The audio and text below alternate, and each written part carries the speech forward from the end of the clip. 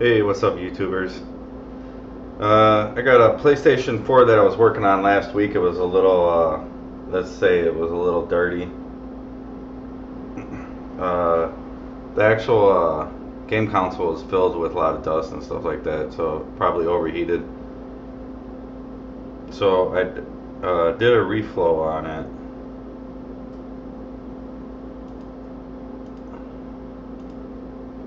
So basically what I'm going to be doing is reballing the actual chip. I already removed the chip off.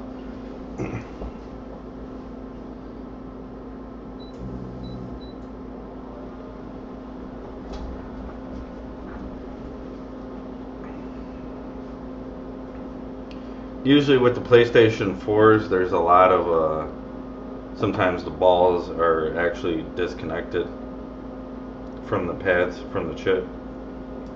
Happens when the game console overheats, usually.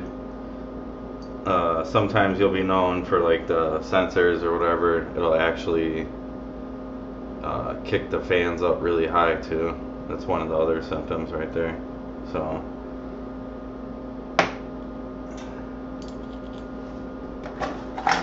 I already removed the chip from the PlayStation.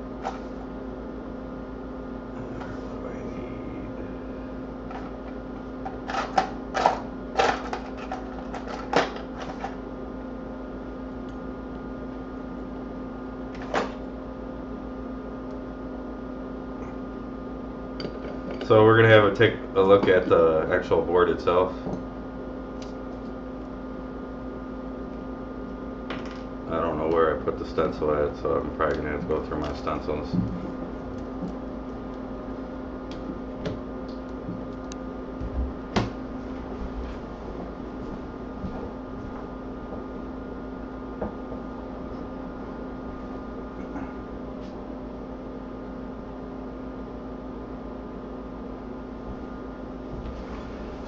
Alright, so this is the actual chip. Take a look at this under the microscope. See if we see anything. See if we see any balls that weren't connected. Basically NC, non-connected balls.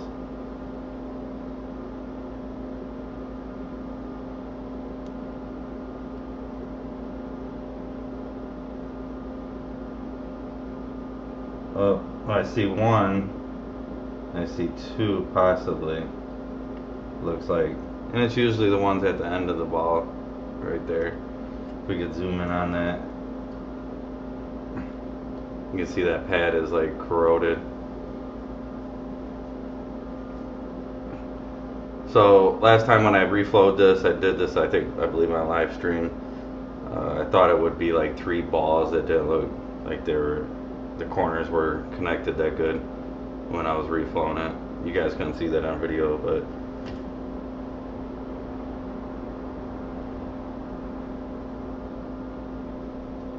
and then we got this other one that's kind of iffy.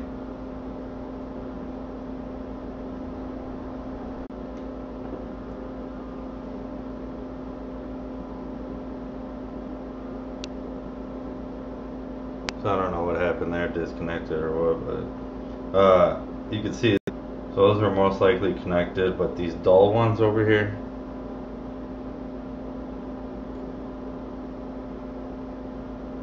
you know, they're not shiny.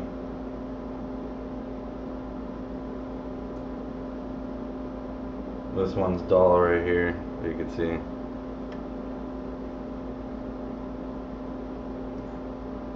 You can tell these 2 pads right here were not connected, obviously, too.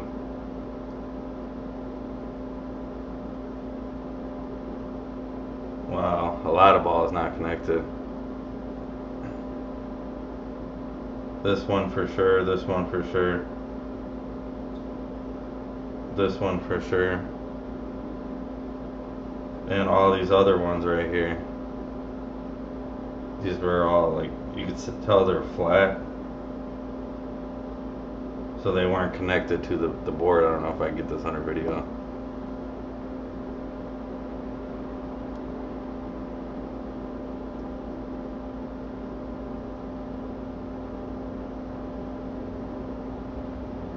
Usually that's a sign that they're not connected to.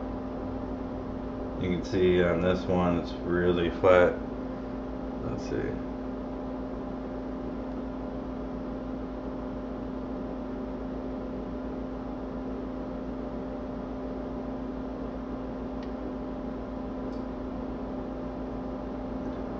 I mean, look how flat these balls are. This is crazy. And there's actually flux underneath the board too. So they're just like corroded pads.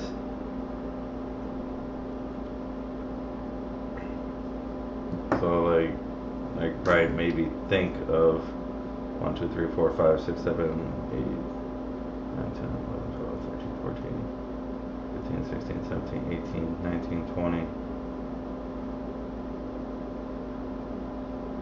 21.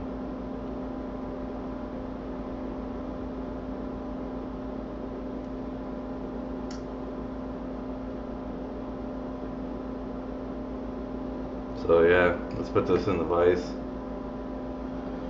Let's take a look at the board real quick before we do any other work. Might not be worth reballing the chip.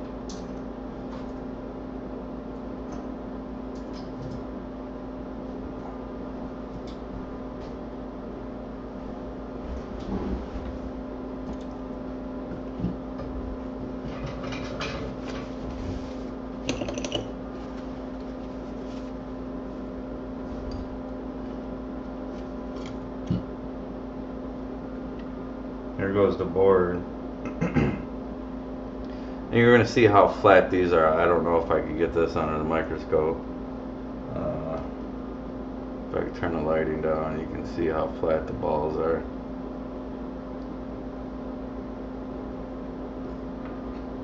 Can you see how the surface, these are the ones that weren't connected.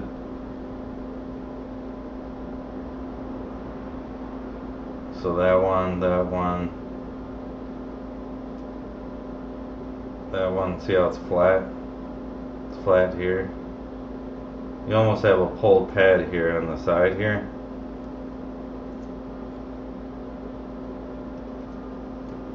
I can't even think of the last time I would have pulled a pad, but this is just how it was welded.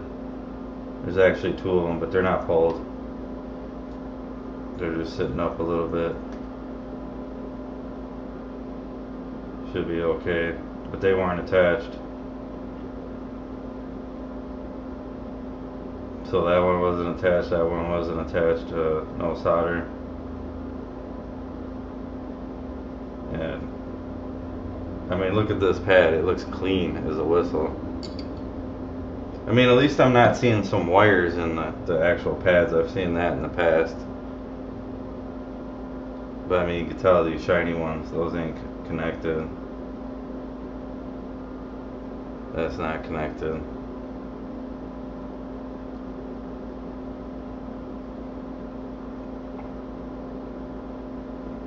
I mean, these are the balls stuck to the board. This is crazy. Because they weren't connected to the chip. This one's missing half of it, but look at these two pads over here. I mean, I don't even know.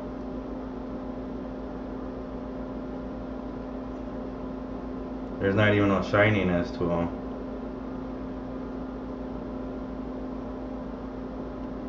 Let's see if we get down to some copper.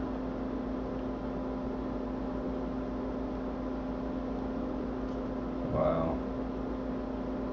There we go. Starting to see something, I think. I don't know. Yeah, starting to see metal.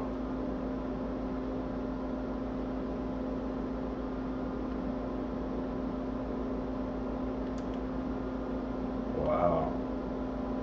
That is crazy.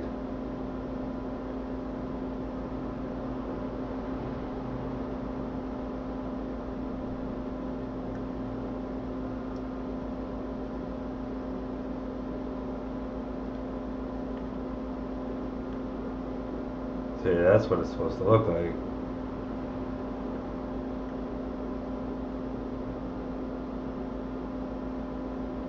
This one's bad too. So we should be able to fix this. Looks like the pads are there.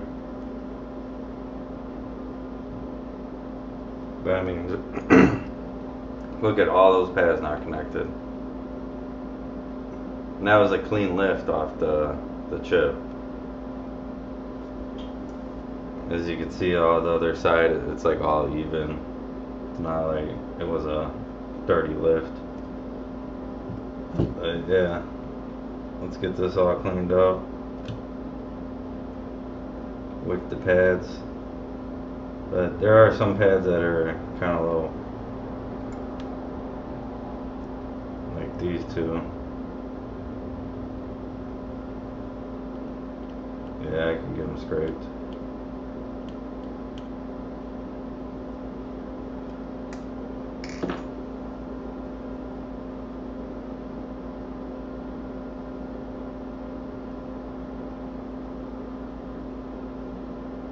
Yeah, I don't think I've ever seen that many pads lifted on a PlayStation from overheating, but anything's possible.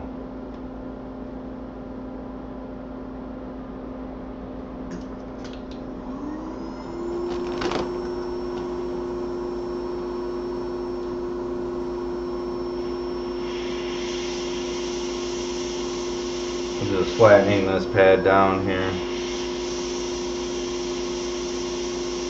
Back in its spot.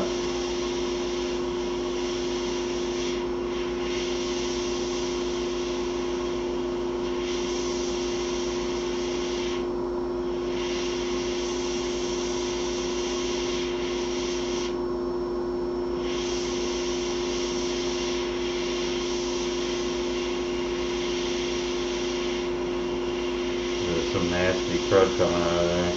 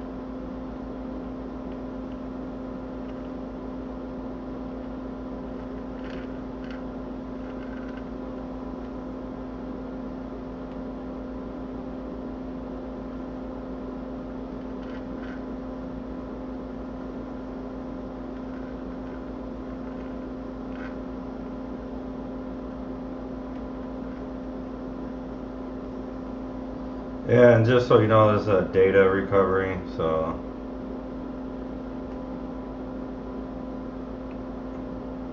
person's able to copy the stuff to contacts off the drive that's stored.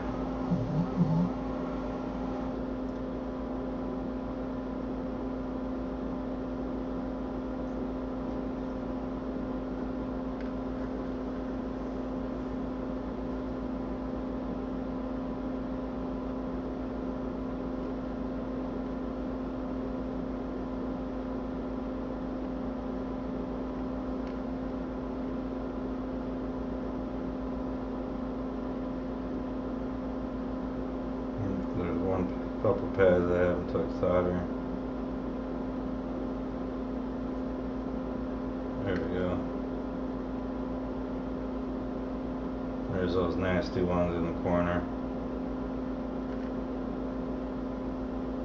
It wasn't a torn pad, but it's close.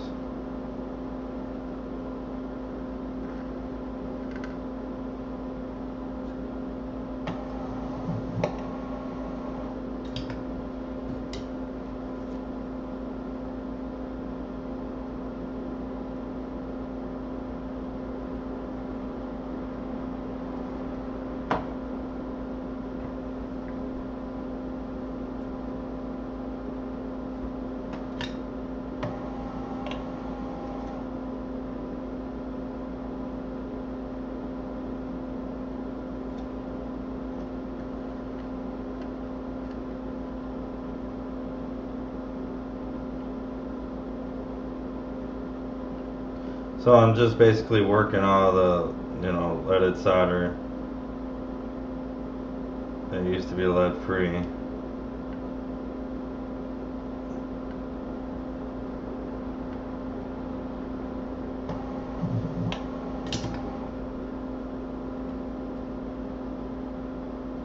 I actually got two pads there that are kind of corroded. Those were non-connected balls too, but we're gonna scrape them away. Try to get something.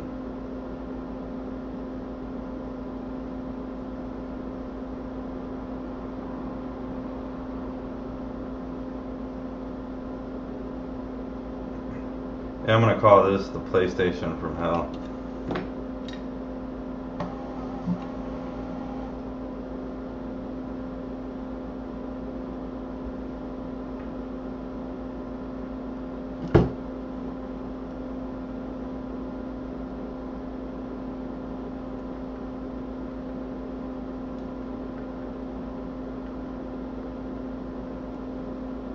There we go, finally.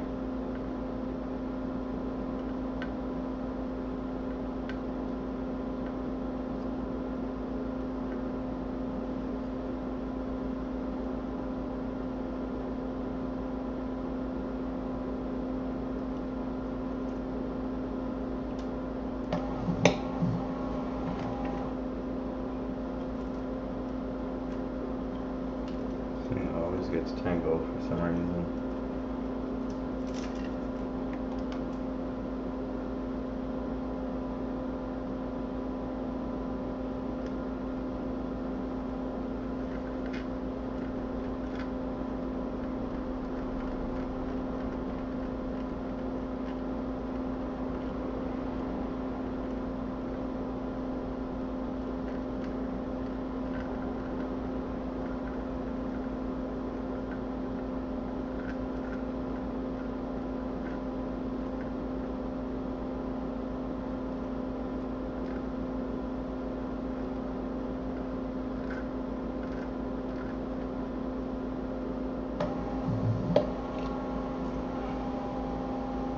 That thing's smoking. That thing was smoking so much my JVC tip cleaner was staying moving because of the smoke inside, blocking the sensor. Wow. Alright, get some wick here.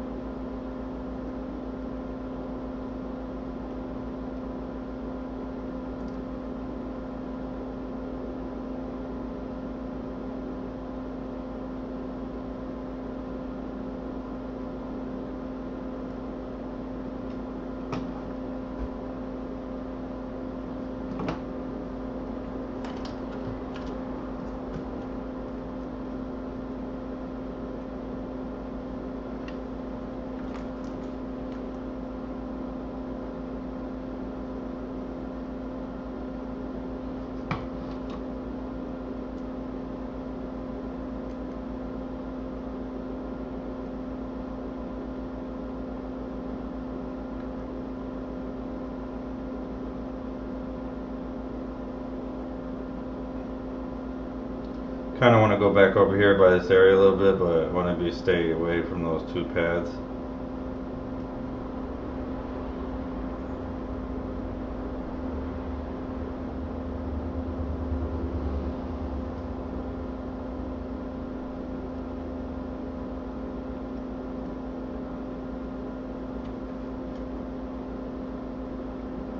Alright, all the pads are wicked up. As I can see, I'm just gonna...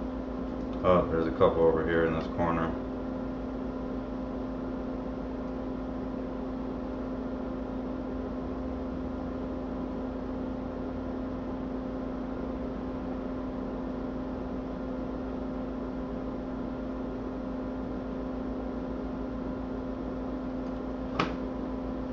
Alright, we can clean it.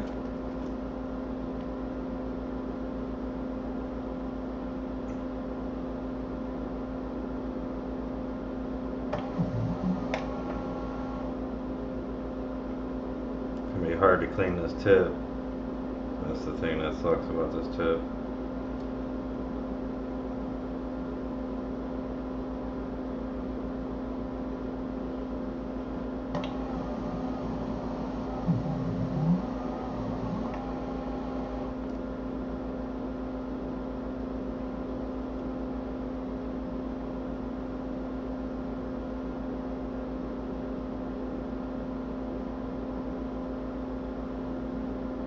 But it saves a lot of time wicking.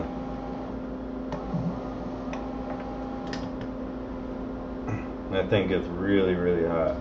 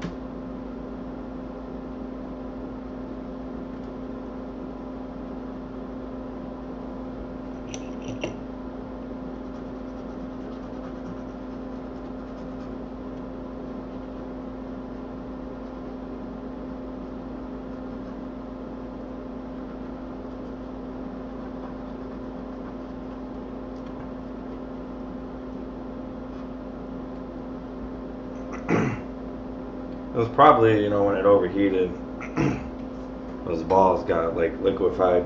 Excuse me.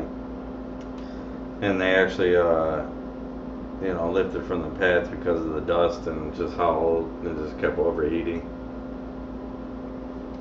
which probably broke down the solder. But you can see we got all the, basically all the pads. Got one over here. Those are the two pads that were kind of just lifted a little bit, but they're connected good. But out of all the balls, we missed one right there. It's just gonna bother me. So I had to take it real quick.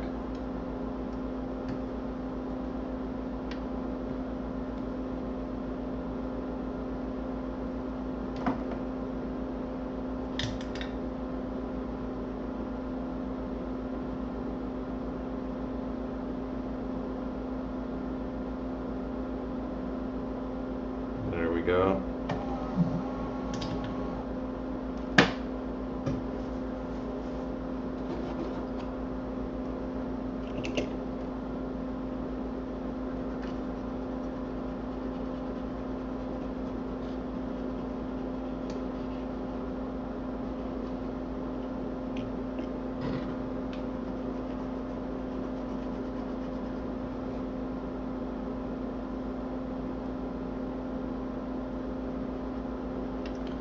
Get it nice and clean, ready for to lay a thin amount of flux on there. So when we go to place the chip on there, but just gotta get it nice and clean.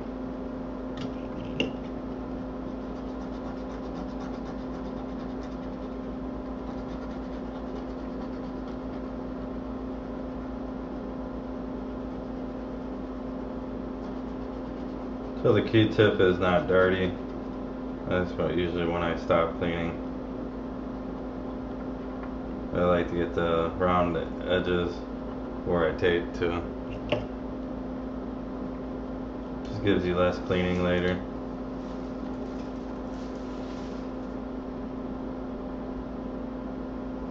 Alright, that's good enough.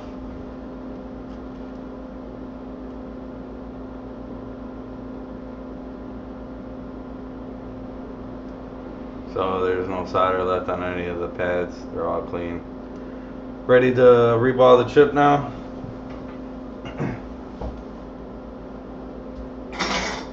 I'll bet you that, you know, that's all that's wrong with this dang thing is the actual, those pads all lifted. Of course, you know, the thing's not going to operate. Which is crazy. I've never seen a PlayStation 4 have that many lifted pads before, so it's kind of a little mind-boggling if you ask me.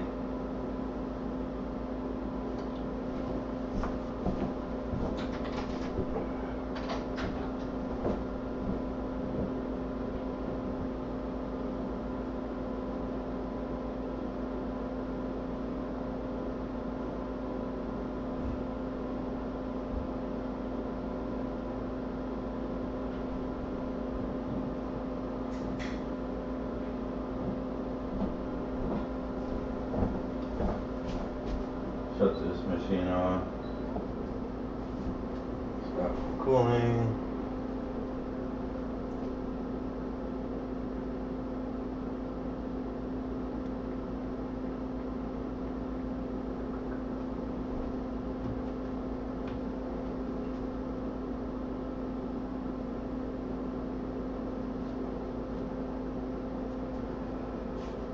So now I gotta find the stencil. That's kind of a fun part, especially if you haven't reballed PlayStation for a while.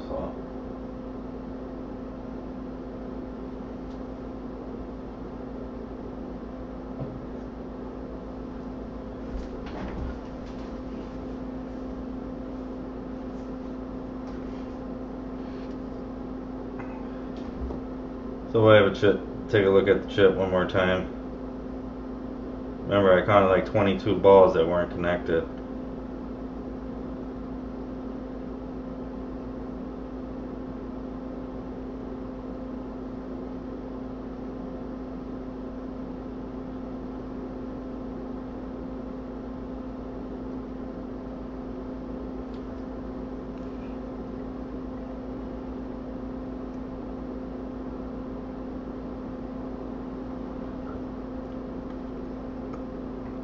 Granted, I had the right temperatures and everything, but just those pads were so corroded, it almost pulled 2 pads, which is just nuts, especially with flux.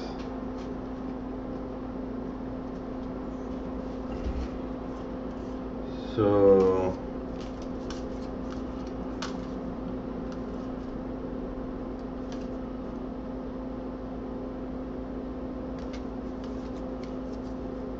don't think it's going to be in this pile.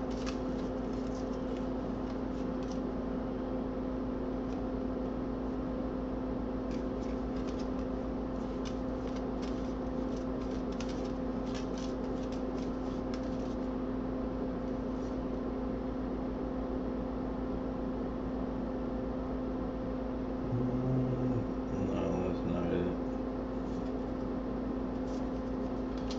Close.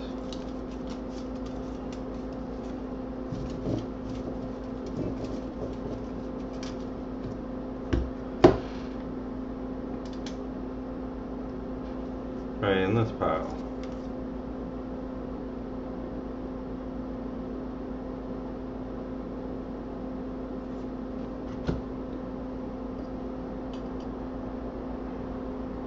That one looks like it too. Alright.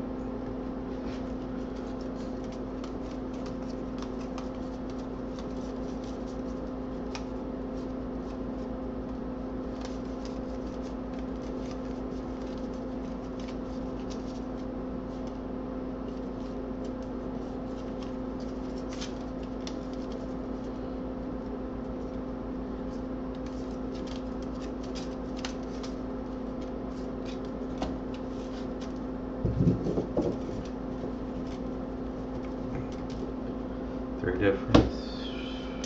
Yeah. Let's check on the bottom of this. Gotta be in here. There we go. That's it. That's the stencil. Alright,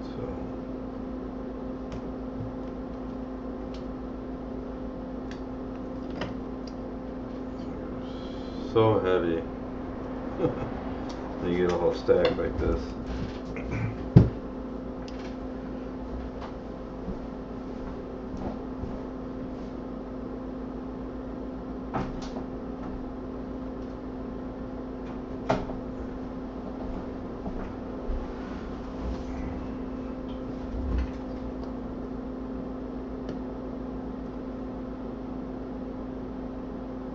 Yeah, I'm gonna clean this stencil real quick.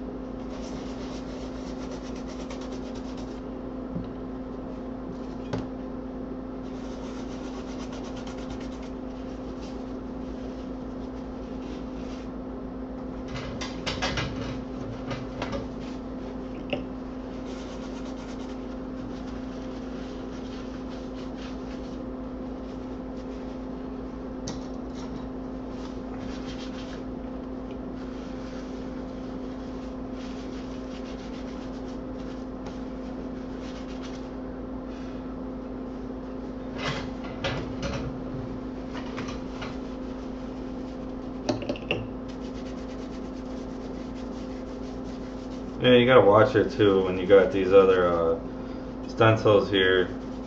Some of them you'll get that are just like bootleg. That won't even work.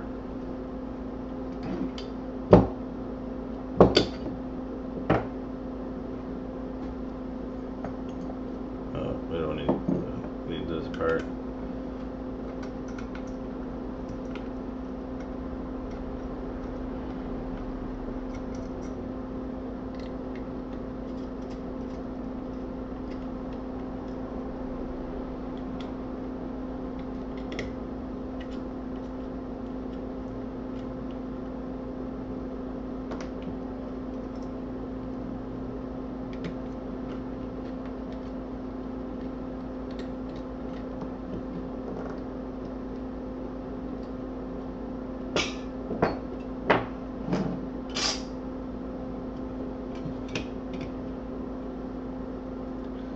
Let's speed this up. So I got the other stencil in there.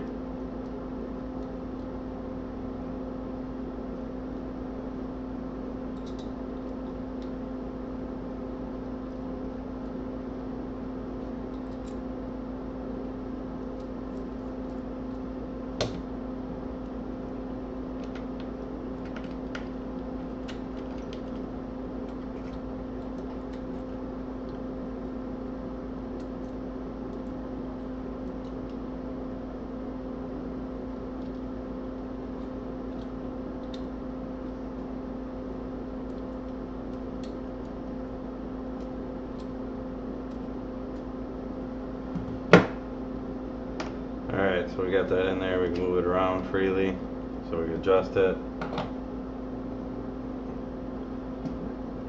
Let's clean this chip.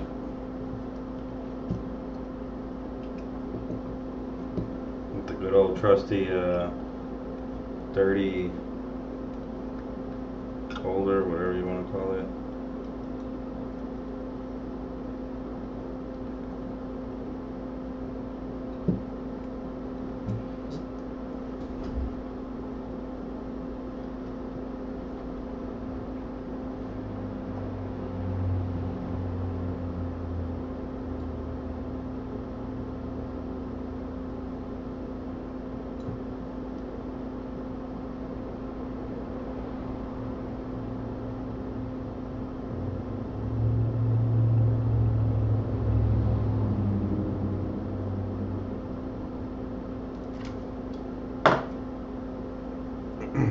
Should probably put the stencil in the ultrasonic cleaner.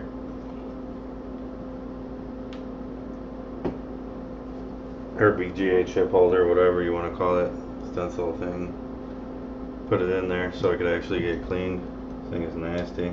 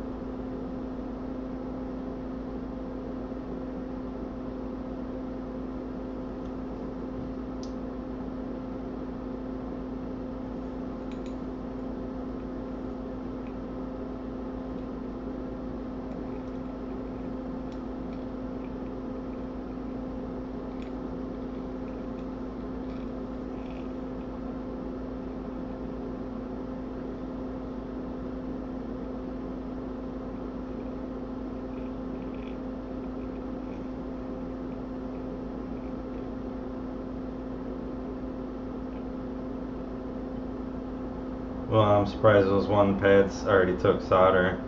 Let's see if we get this corner one over here.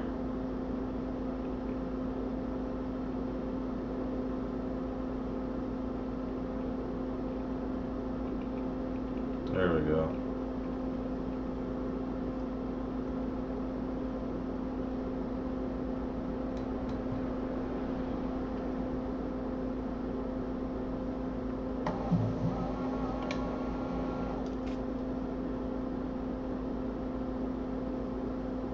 Go over it again.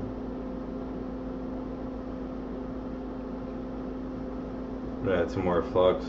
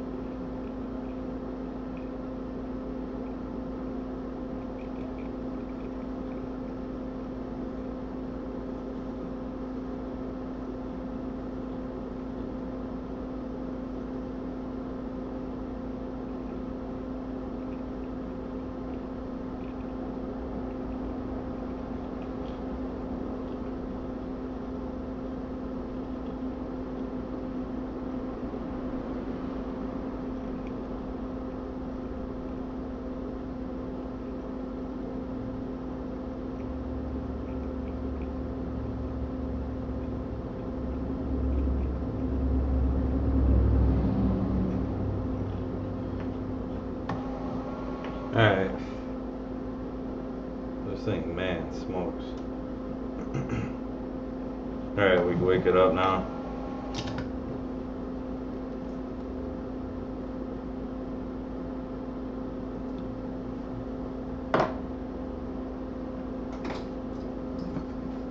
It's wicking time. Wicking time.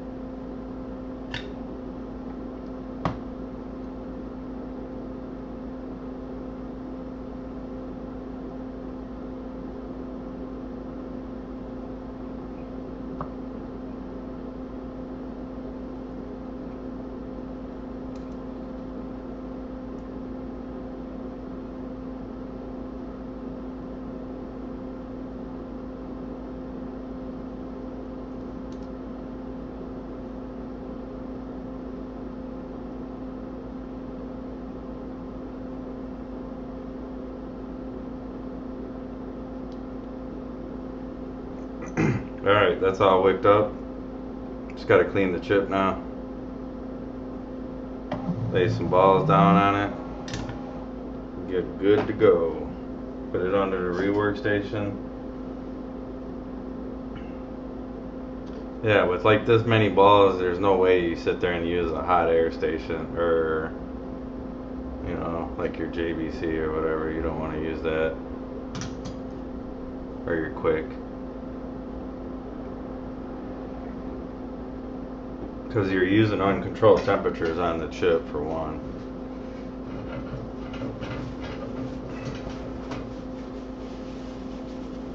Alright, so what I'm going to do is I'm going to heat this up just so the flux. Oh, I got my wrong tip on there.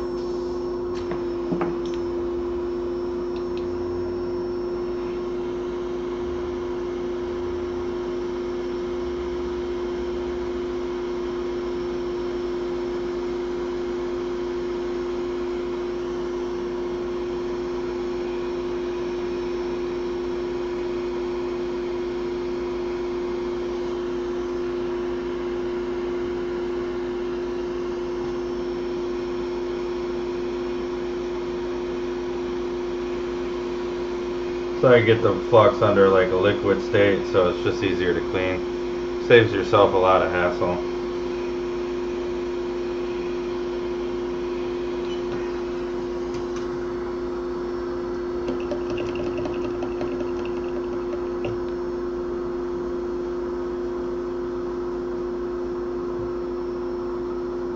Nasty.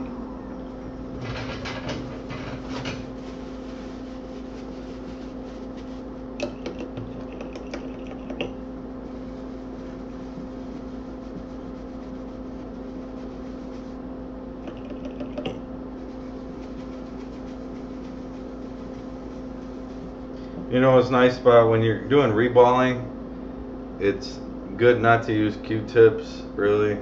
You know, like tissue paper, that'll sit there and like burn with the heat. Won't cause your balls to go jumping around. 'Cause you don't want your balls jumping around. Alright, so we're just going to take a look at all the pads here. I don't know if I can get that in focus for you guys here. Camera sucks.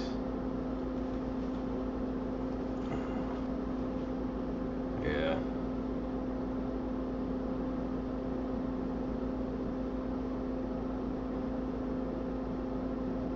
So you can see all the pads are clean, ready for balls. They're all flat. There's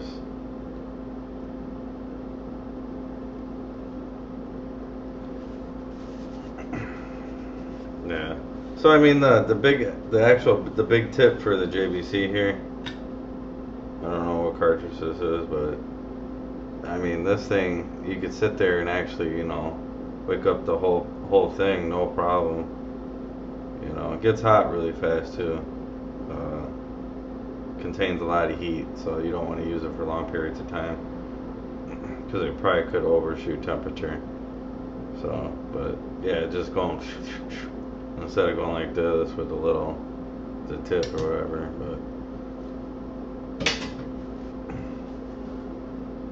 But alright, so we just need to take this out of here, clean it up pretty good for the stencil holder, which this thing is nasty. And I'm gonna get some gloves on for this. Should probably already have some gloves on, but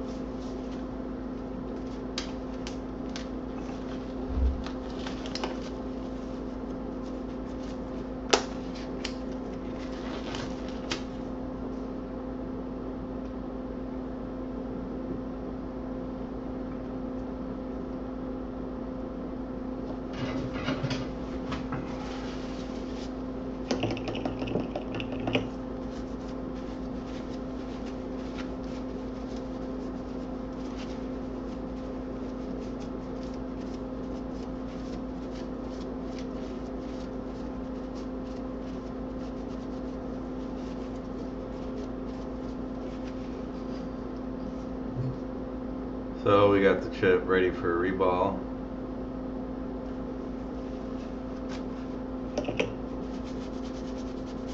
No solder left on any of the pads whatsoever.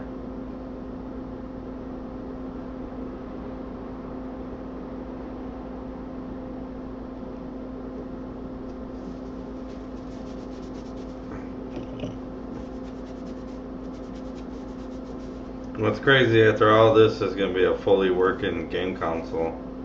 Instead of just retrieving the data off of it for the customer, you know, they're going to be able to use this game console and have no issues with it. Because it's going to be, you know, leaded balls, which last longer.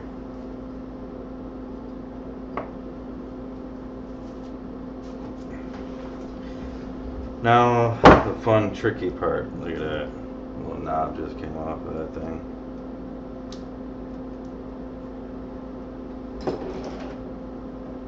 You know, it's hard to find good holders.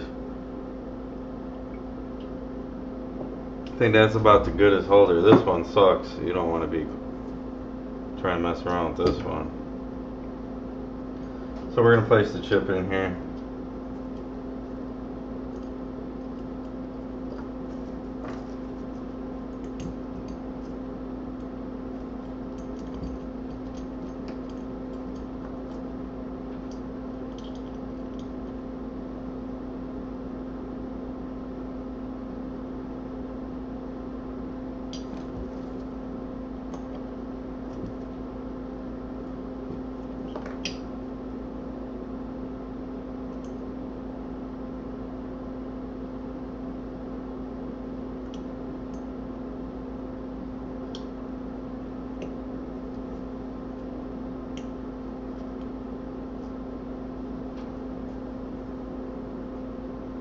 This is the fun part.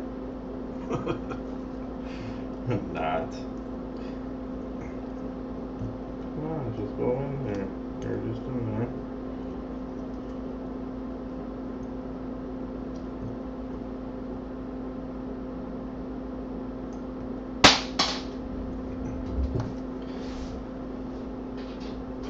The pieces quit falling out.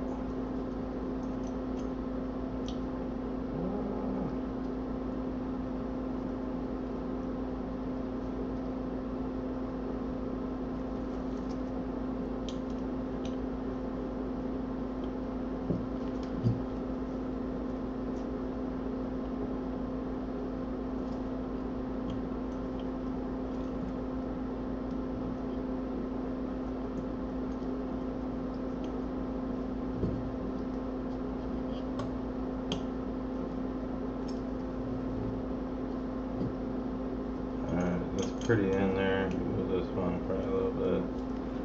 Alright. It's in there, it ain't going nowhere. That's basically clamping to the metal frame of the chip. So what I'm going to do is just go over it one more time.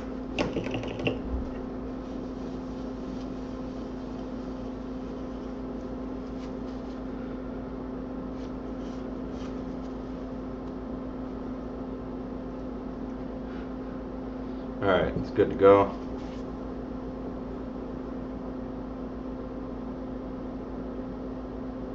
Hi, how's it going? Thank you.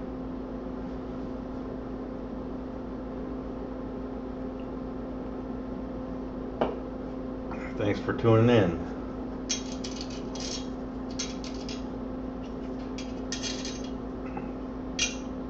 Alright, so we got the stencil on there, and I forgot what size balls it is. No good. Wait, oh. It says it on the stencil on this one, but sometimes it's hidden underneath here. But yeah, we're going to use 0.55 balls.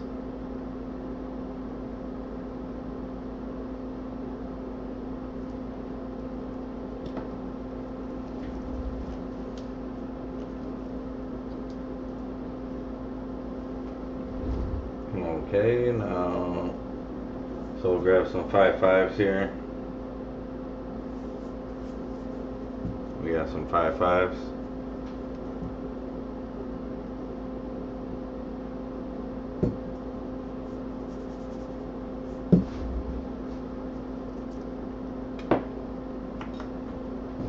So we gotta line this stencil up here. The fun part.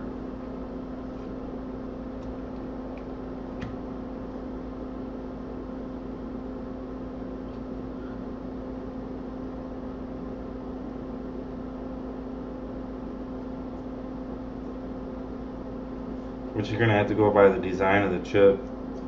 So the wave pattern. Because these all have edge balls or whatever on the sides, the corners.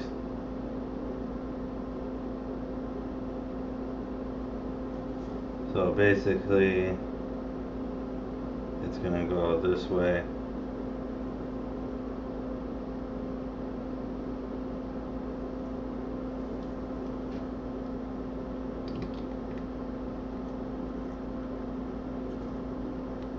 Then we're gonna line it up.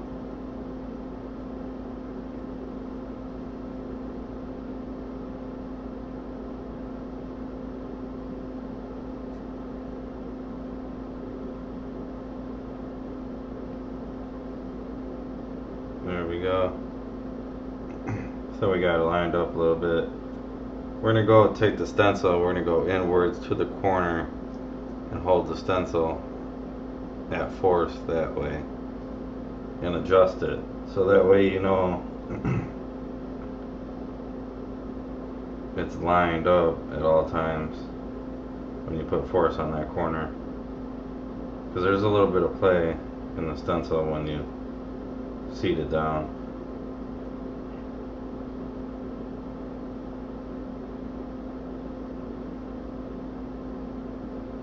So that looks pretty good. I'm gonna roll with this. So we're gonna tighten all the corners.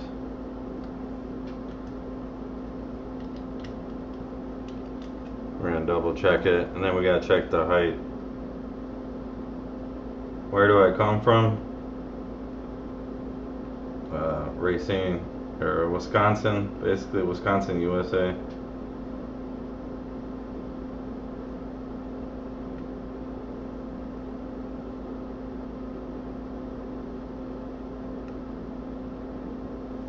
So these are pretty big balls, so we're gonna want this like sitting upwards. So we're gonna adjust the height with the corner screws.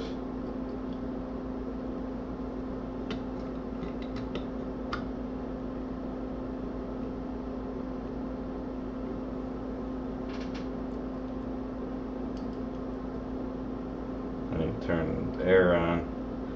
You gotta have the right controlled temperatures too when you're doing all this. The humidity levels, all that. So, let's see if this is right. Let me bring this side down a little bit.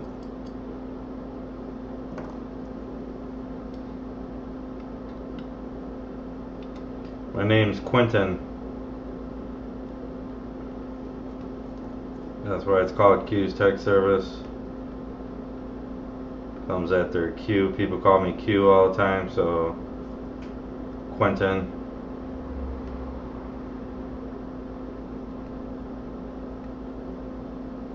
You asked what my name is, so that's my name.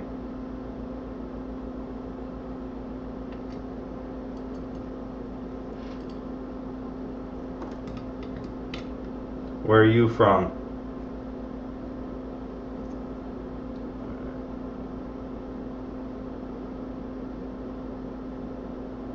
Alright, so I just need to go up a little bit in this corner here.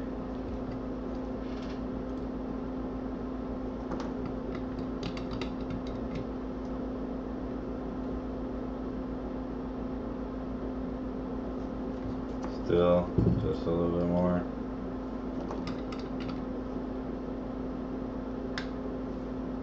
And then you want to make sure your stencil doesn't wobble.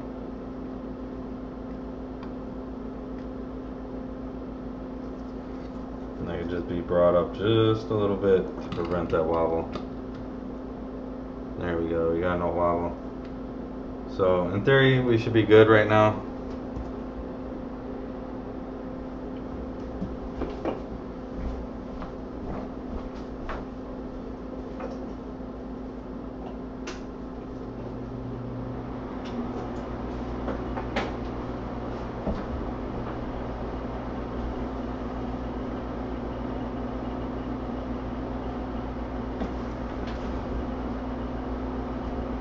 Egypt. Oh, that's cool.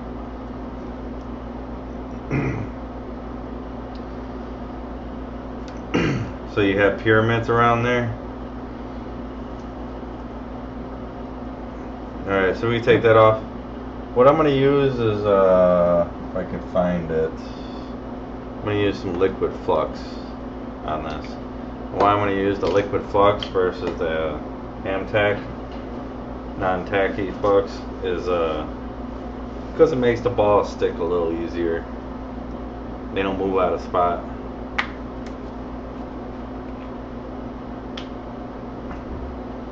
So we're going to put a light layer on here.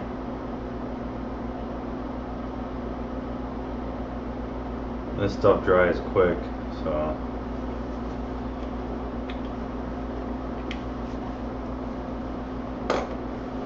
I'm going to come in with the gloves.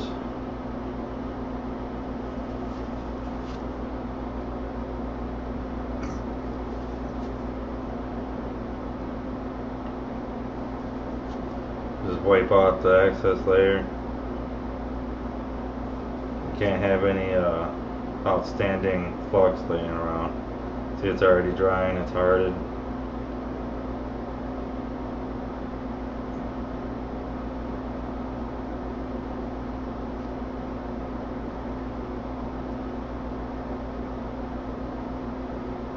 Alright, we're good.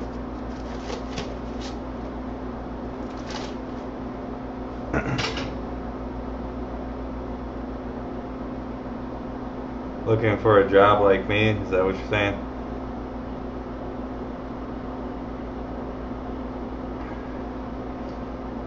Yeah, the best thing I can say is just pay attention to the videos.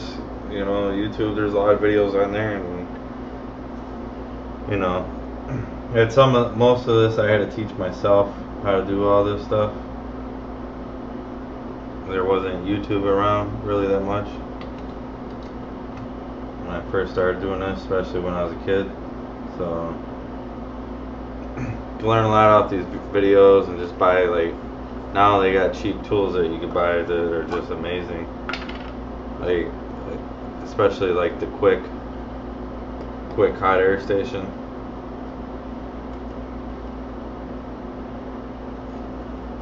So what we're gonna do is we're gonna dump the balls on top of here.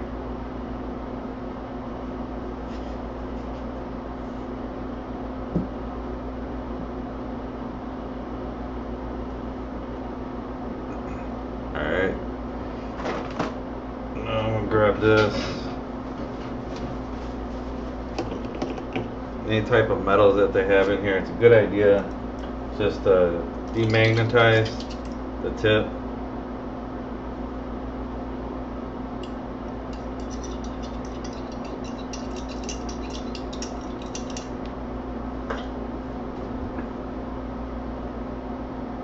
And then we're going to play a little shaking game.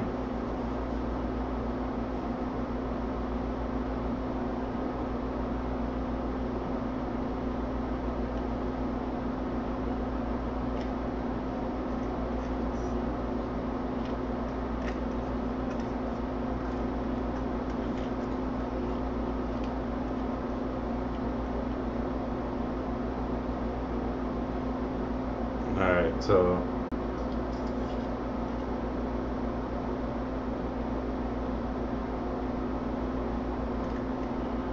now we should be able to, we got one ball that we missed here.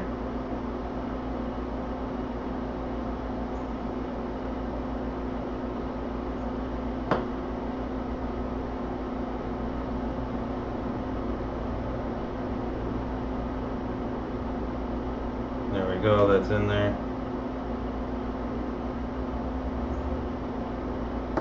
Alright, we should be able to just lift this up now.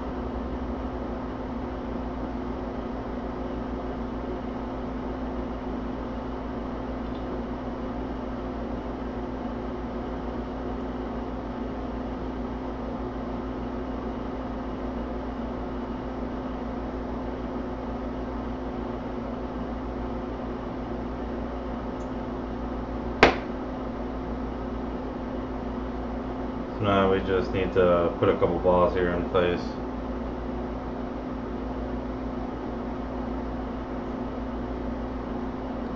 data recovery. Gotta love data recovery. Alright, so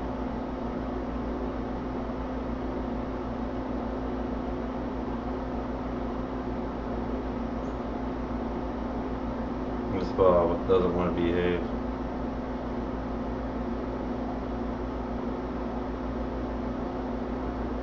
They're all going to be grounded. Alright, so this little ball is out of place over here at the top, but there we go.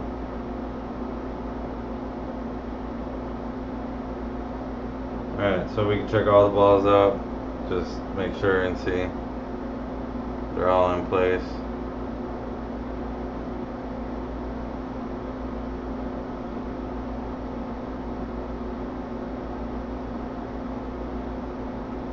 Alright, so what we're going to do is we're going to let that dry for a few minutes while I set up the base for the chip to sit in on the rework station.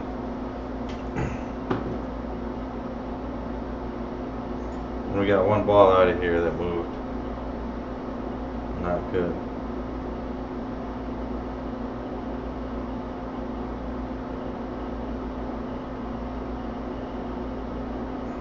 I really can't even see the ball because I got the magnifying glass or the camera adjusted for you guys to see, so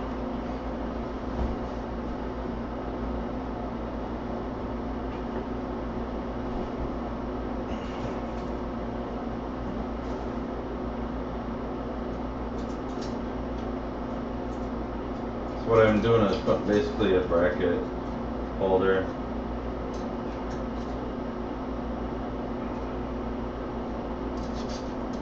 for the actual chip itself. I'm going to reflow all those balls on there with the VGA station.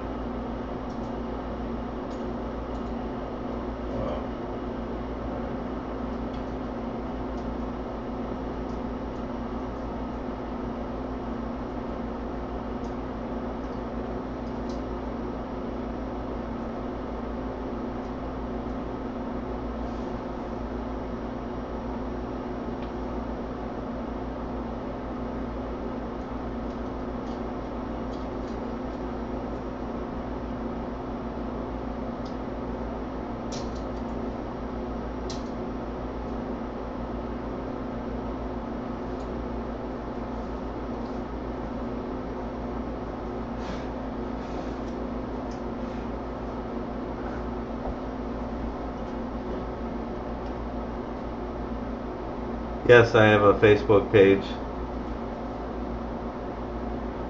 You just type QS Tech Service, all one word, in Google, it'll pop up. Or QS Tech Service.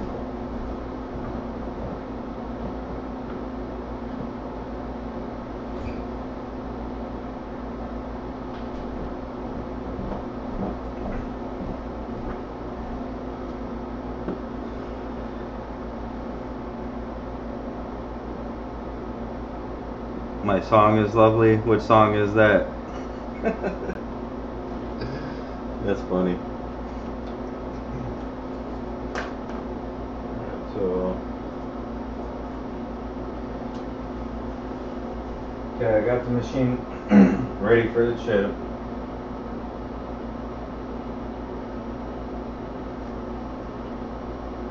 Looks like one side's jacked up more than the other. I don't know.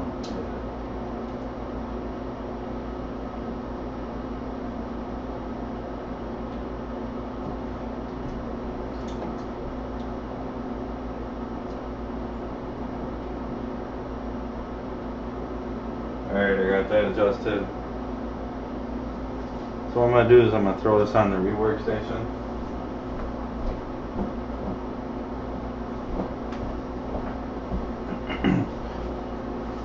I guess you get to take breaks during the heating of the station, but what I'm going to do is I'm going to remove this chip. And this is how I move it to the station without messing up the balls. So, you know, if you buy these nowadays, they're crappy. You know, they're like flimsy. This one's actually sturdy. I've had it for so long, it's like so wore down. But alright, so what we're going to do is we're going to release the chip. Grab the corners here carefully. Try to release all the corners. At least 2 of them. Got that. Then we're going to grab underneath the chip. We're going to lift carefully. We're going to bring it over to the station. And by the tool, using this tool, you can slide it down real easy without disturbing any of the balls.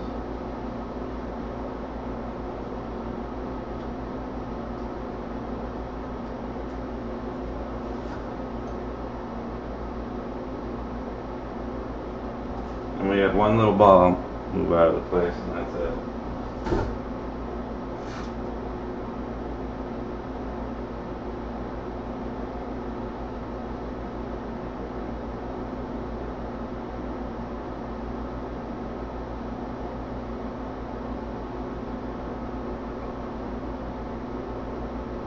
So what I'm going to do is start the profile now.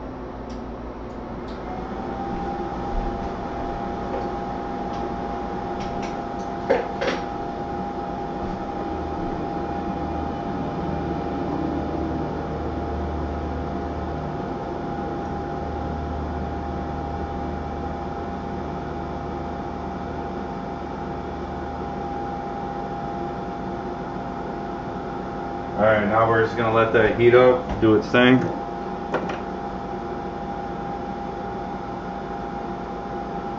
Like a doctor in the operation room? Yeah, you could say that in a sense. And I know they use these in dental pick.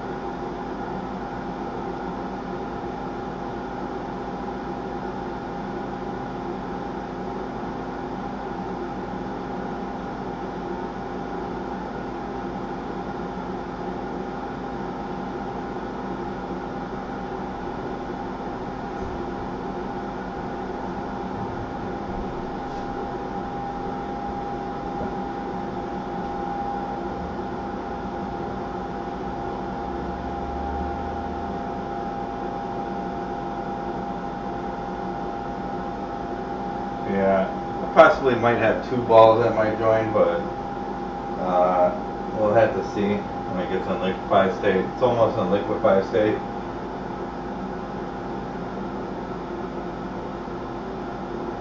Usually they'll pop into place, find a little home.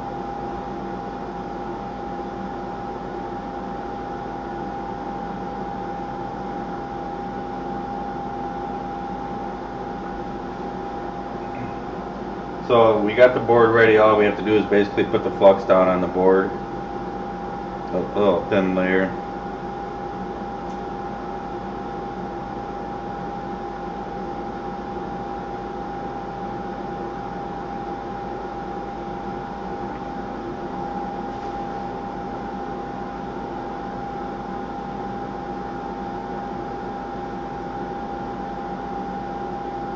We're at 240 Celsius right now. The top temp is like 220.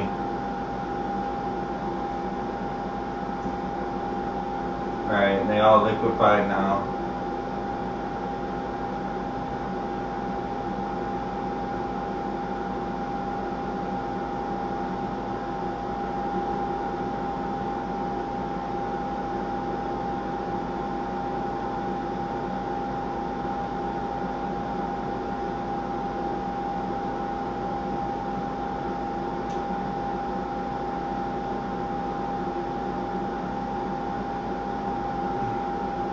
Yeah, basically got like two or three balls that ain't joined. They're pretty joined.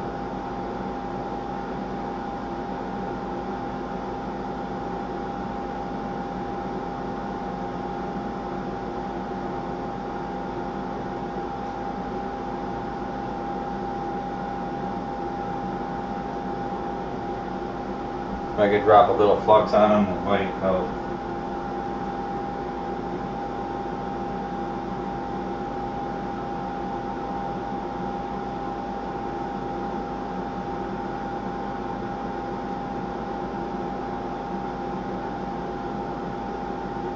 No, we're gonna have to replace two of them.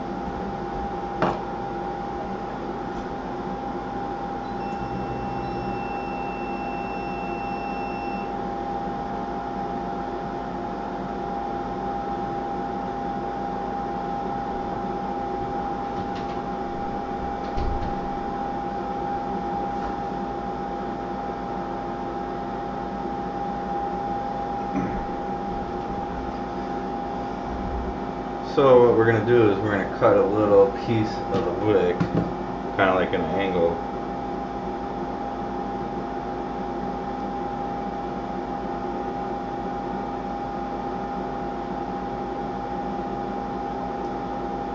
Grab a little piece like that.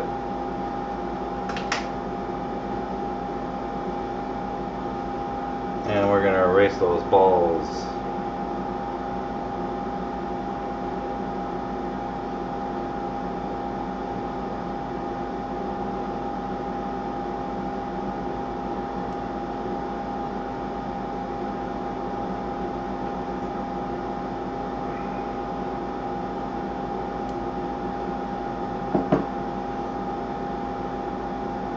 So we got that set up in the hemostats.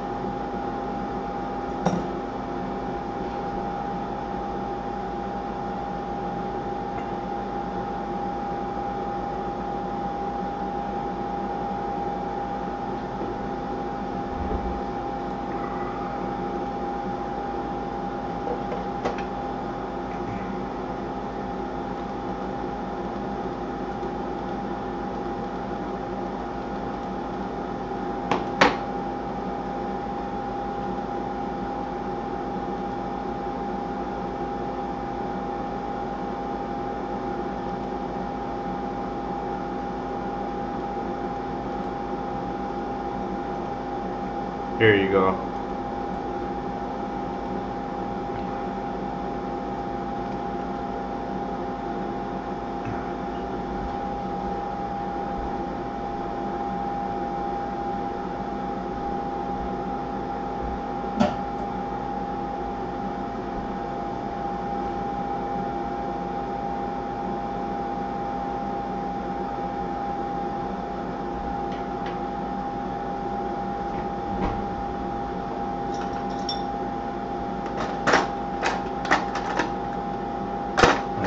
Big enough.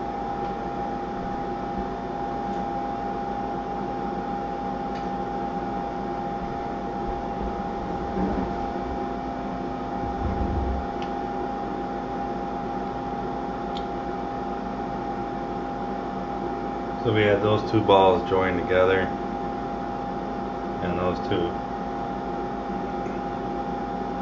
Could have stopped it and fixed it, but oh well.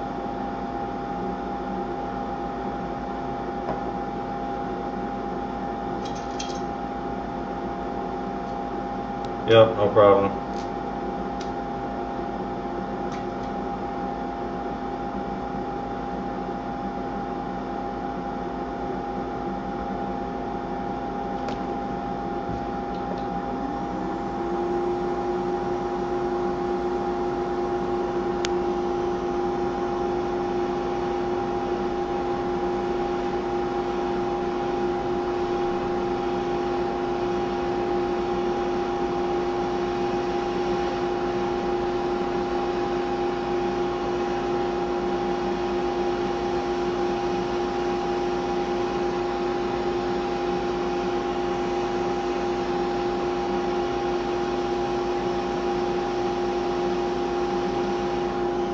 Okay, we got those two, that ball erased.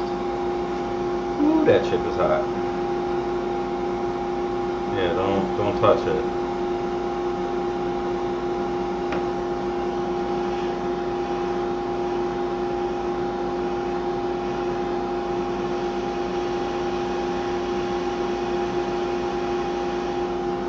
Alright, we got those two balls erased. So 4 total.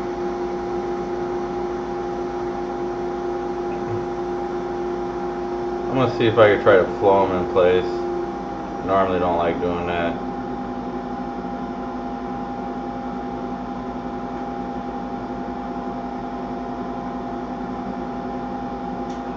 Hey Retro Care, how's it going, bud? Doing good, doing good. Except I had these 2 balls here joined together on this ReBall. Yeah, if you get a chance, check out the beginning of this video. It's crazy how many balls were attached. This is a PlayStation I did on a live stream last week. That was just, I tried to reflow and of course that didn't work.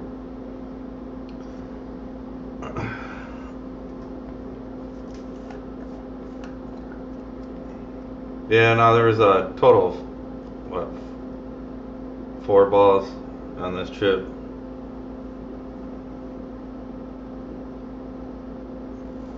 Ain't nothing.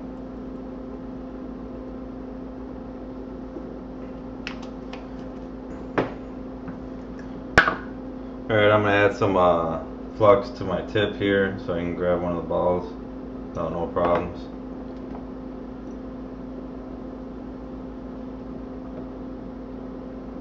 But I decided to dump them all.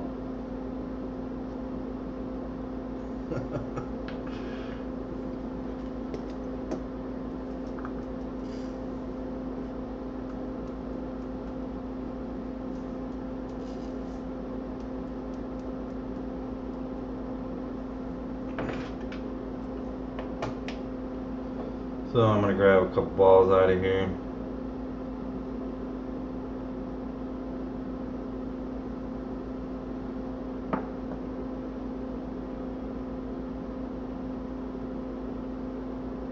Take your time. Yeah, this is already taking too much time. It's an hour and a half. It should only take me an hour or a half hour sometimes, but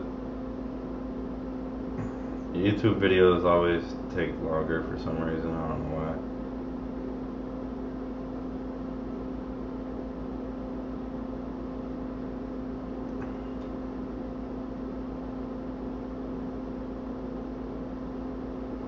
I normally don't put them on there like this and use the JVC, but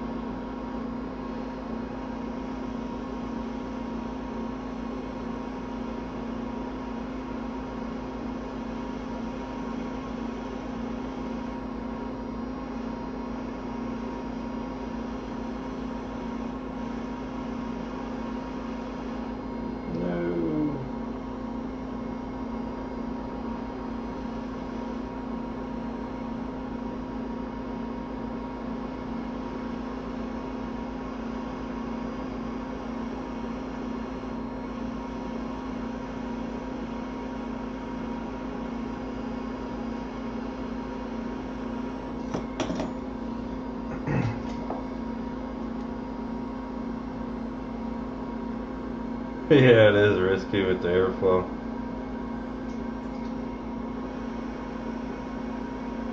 I don't feel like putting it on the PGA station just to reflow 4 balls.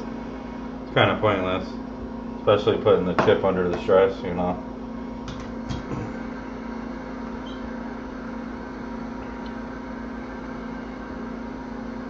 Alright, let's try to get these other balls on here.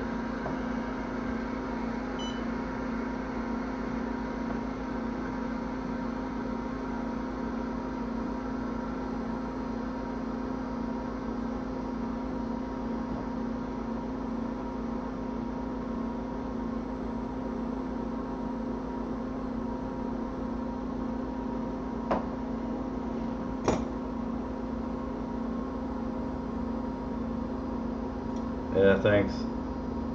Appreciate it.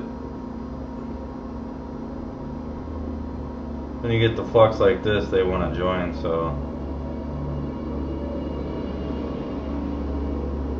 sometimes it's best just to put one ball. Yeah, I can't even get this ball out of here.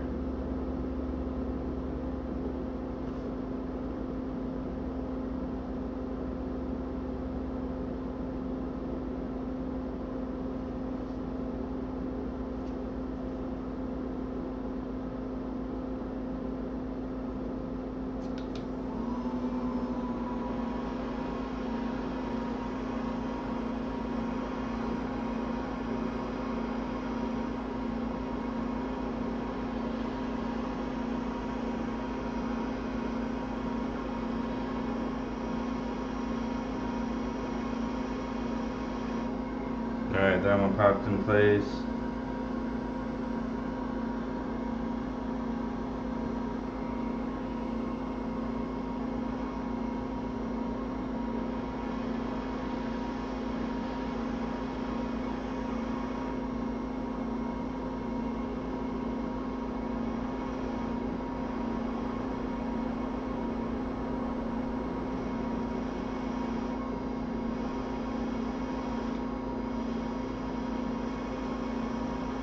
What I like about using the actual pick here, you know, I could actually, you know, help it float into place. Especially if you have it demagnetized. If you don't have it demagnetized, then you're asking for trouble. But alright, so this chip is good enough for the girls I go with, so it's good enough for them, it's good enough for me, so well, we got one ball out of place here. I didn't even see this guy. Wow. Wonder if we could break those two up. Let's see.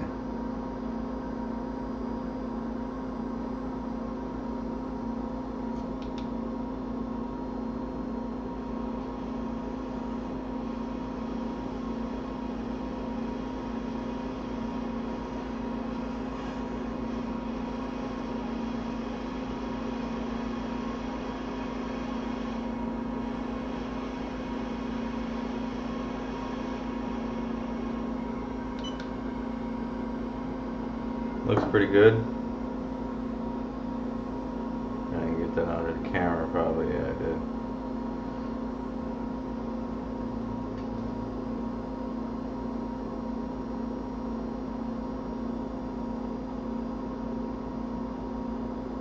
Yeah, it can be a good thing or not. Retro care, that's it's I mean, I just separated those two balls right there. This thing's still too hot to touch.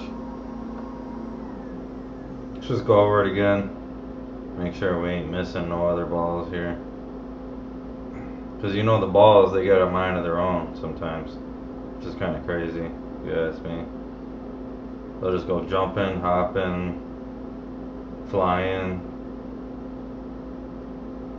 swimming in flux. You name it, they do it.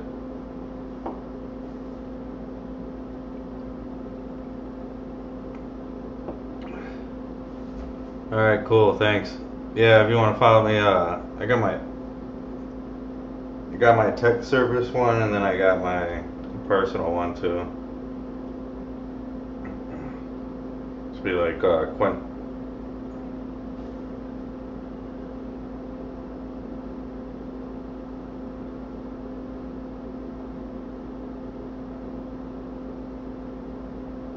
Yeah, I don't. You get so tied up in that social media stuff, you know. You know, you got the Facebook. I haven't even posted on my Facebook for a while page, but like business wise, I mean Instagram. Yeah, you got to get that Instagram going and all that photos, and it's a lot, especially doing the YouTube channel.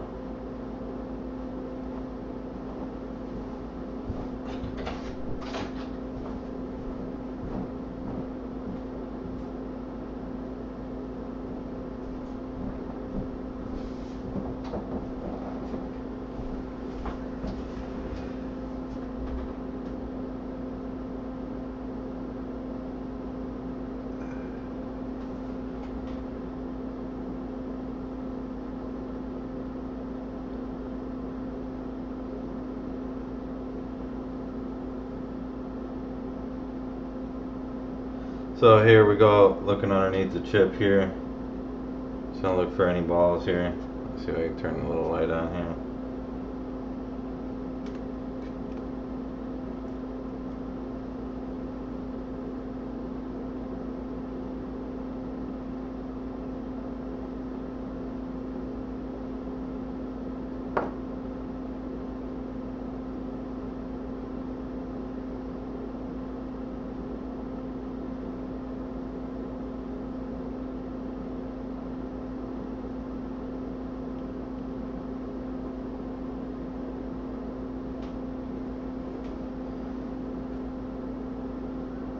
Alright, so the chip is ready. There's no need to be cleaning these chips or rubbing alcohol in here. So what you're going to do is if you put toothbrush, rubbing alcohol, and you try brushing this out, you're going to leave like residue around the actual balls itself, which is not a good thing to do. So, well, some people don't know about that, but yeah. So what we're going to do is we're going to clean the top surface of this because that's going to be taking a lot of the heat.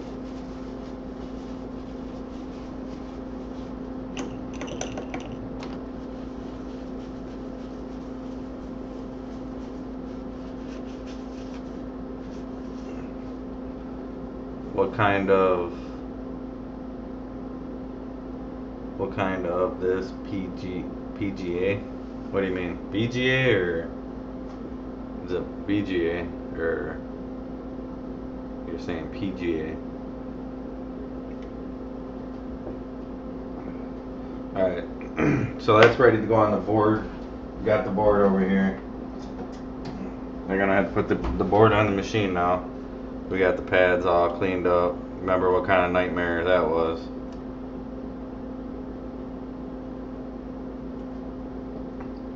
So we're ready to put the chip on there. And you know, there's no way to tell on the balls. Usually you'd have one corner or whatever, but so we're gonna put some flux down on this and go over this and clean this one more time. The bottom.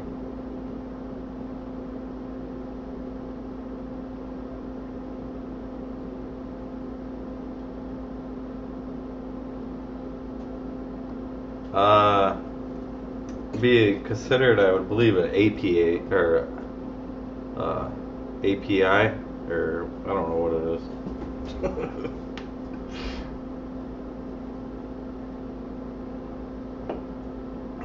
Yeah, I don't go with those high-tech terms. Need somebody with a college degree for that.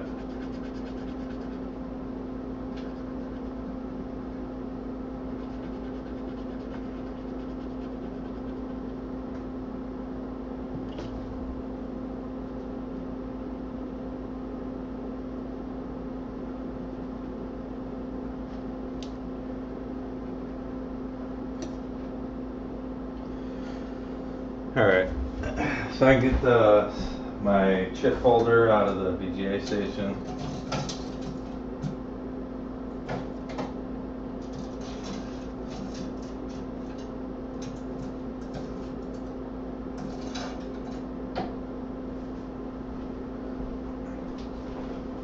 We're going to lay some flux down on here with a glove.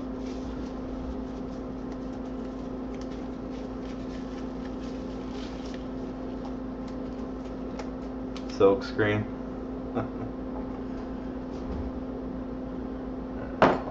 So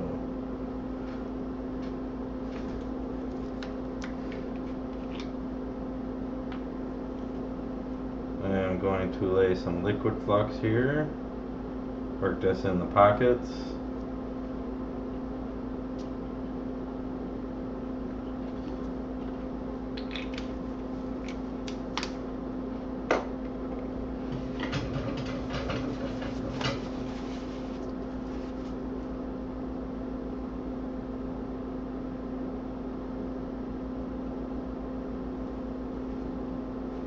Dab this up, wipe it off, dab it up, wipe it off, dab it up, wipe it off.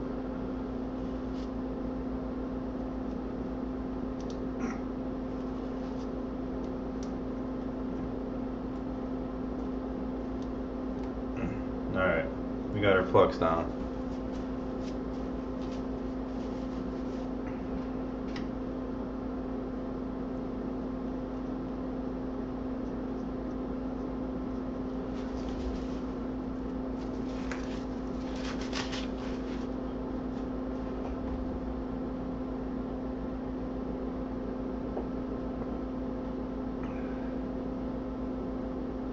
Putting marks or markers? What do you mean?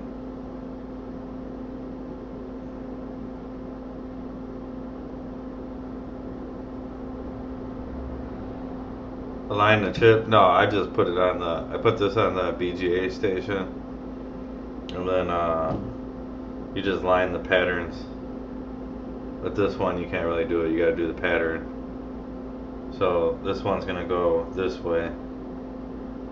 And then go over that way.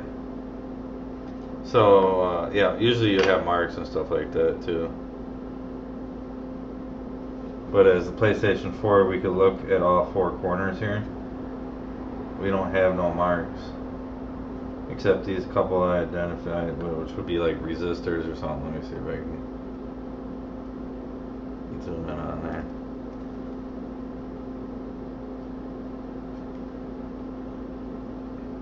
So right there you'd have marks. You have the little corner dots you could line up. That's what's awesome about it. But like the MacBooks, you have no marks. You had to make the marks. And hopefully this is a nice placement. So I'm gonna put it on the BGA station. Get ready for reflow.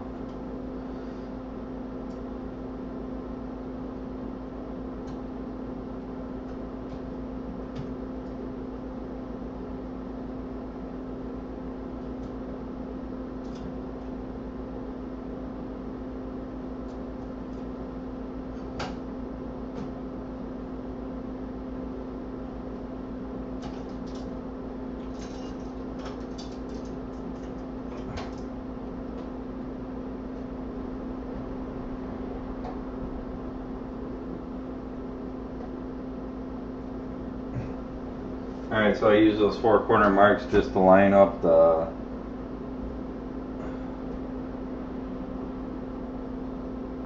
hot air station on the top. So what I'm gonna do is I'm gonna put the chip on there now.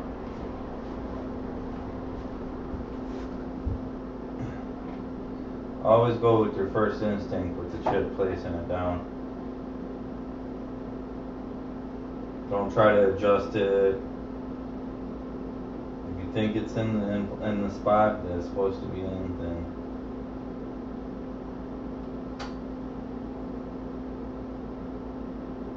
just roll with it.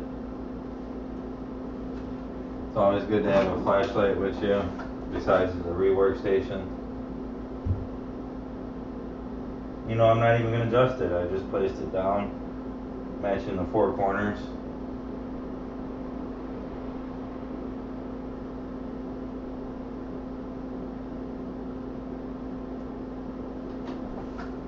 And we'll roll with it.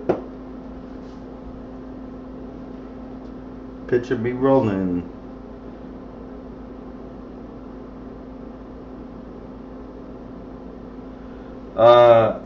That's what I'm saying. Like when, basically, because I don't have like a big. I have a big VGA station, but I don't have like the big one where it has cameras and aligns it and all that crap. It's just too much hassle. I just basically place the chip down the direction it's supposed to go to, line up the corners. Usually when I plop it down, I try to align it in the corners all at once. And when you have the pads wick like that, it'll normally find its place. Very rarely. I mean, I'm saying like, I don't know, probably out of 40 reballs or something like that, you probably get one that shifts. But if you go around and you keep messing around with it, oh, is this lined? Is this lined? Here, let's move it to the corner. Let's notch it over a little bit. Then you're just wasting time and just making it harder on yourself. So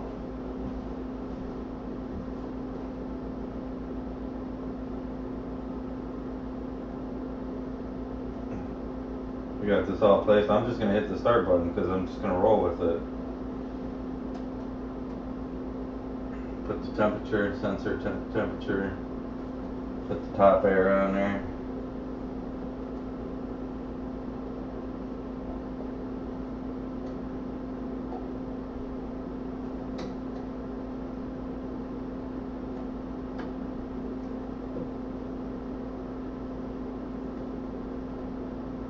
Get the height adjusted. Hit the start button. So we're gonna let this reflow. I mean, you can see in the beginning, if you guys, if you're still here, RetroCare, in the beginning of it, there was like 21 balls not connected. So I don't know if you're still watching or what, but 21 balls. Can you believe that? I seen the balls not joined when I reflowed it, so.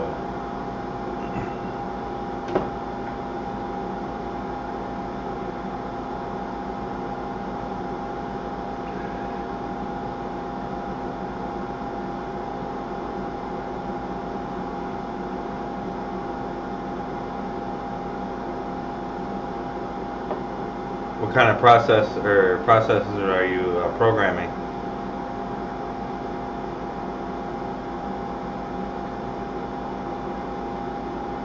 Yeah, funny. Social animal, RetroCare, that's what you say. Yeah. What kind of programming do you do? If you don't mind me asking.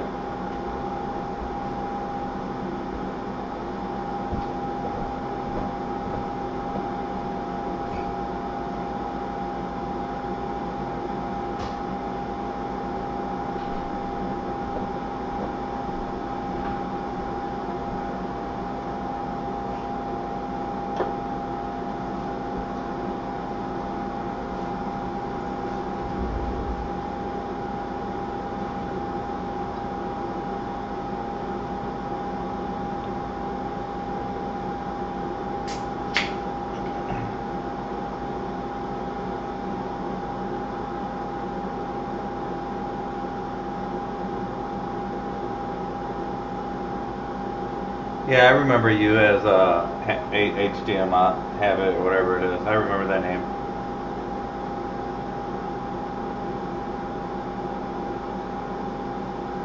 Oh, did you? Really? You helped him with his radar project, Tim? That's pretty cool. Yeah, I wonder what happened to that. I was seeing some of the videos he was posting on that.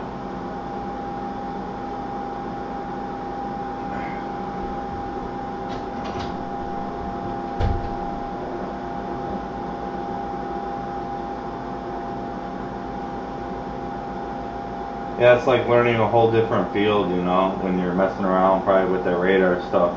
I had no idea about that stuff.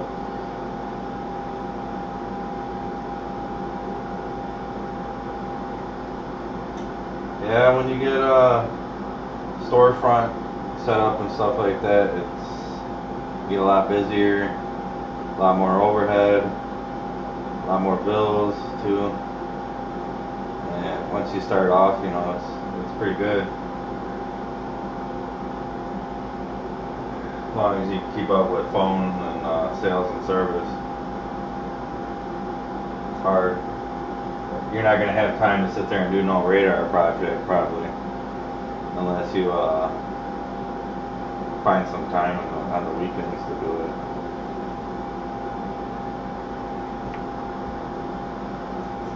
But it's crazy how storms are created nowadays. I mean, I don't know if it's kind of like you got some of that weather control going on.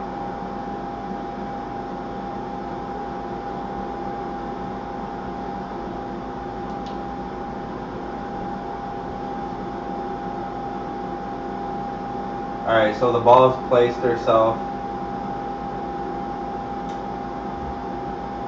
It's a good placement.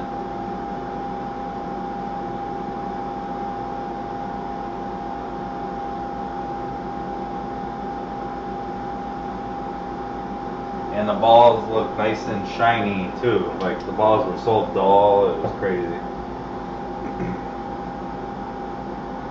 But yeah, if you RetroCare, if you get a chance, check out the beginning of this video and see how many balls were disconnected. No wonder the PlayStation didn't want to boot up.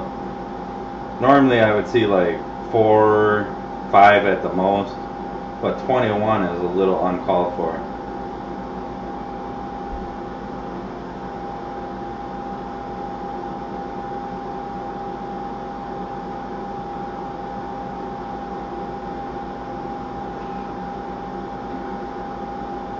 Yeah, I gotta hurry this up. Getting way late.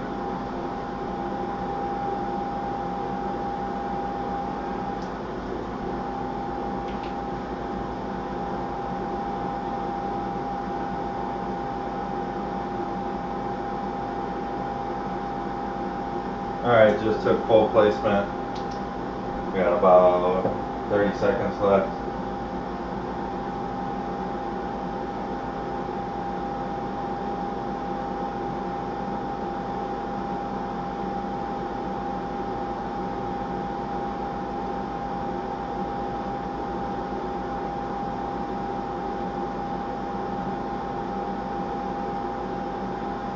Just waiting for it to kick up on its last temperature.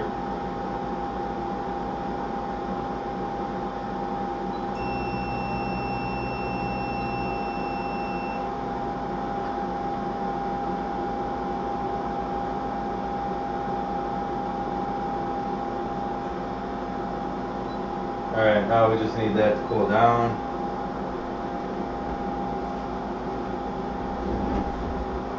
Put some thermal paste on and let it test it.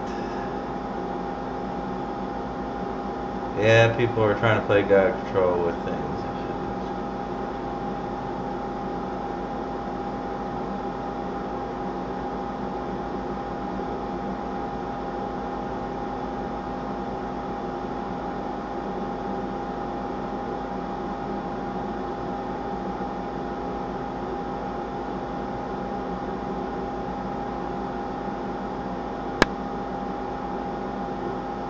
So when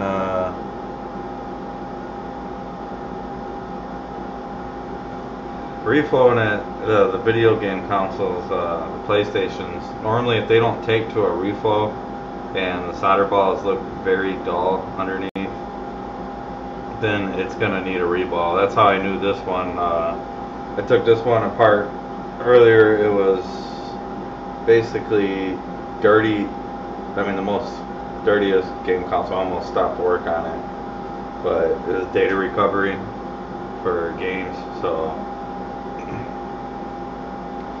I decided to ReBall it just because of that. But normally I wouldn't ReBall it unless it's data recovery. Maybe in the beginning when the game consoles were more priced and higher priced and you could get them for, they were expensive, but now you only do that for data recovery. The PlayStations, when you notice them, you'll sit there, you'll see the dull. Usually you'll see a couple pads on the little corners fold, and like reflowing it, you'll see those balls not joined in that corner. And it's usually on, I think it's usually on the back side of the board. So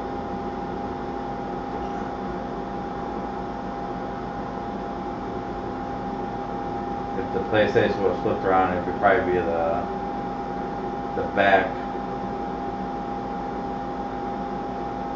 right hand corner of the chip.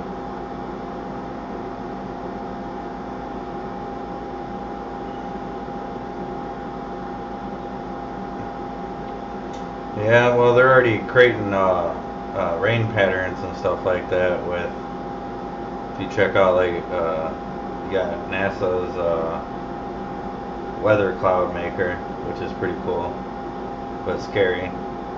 They can make it rain, no problem.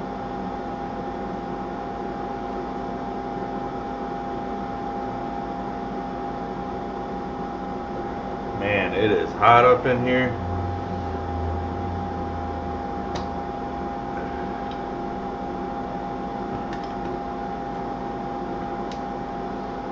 Well, that's cooling down. I'm gonna clean up, get ready to assemble this PlayStation, the chest.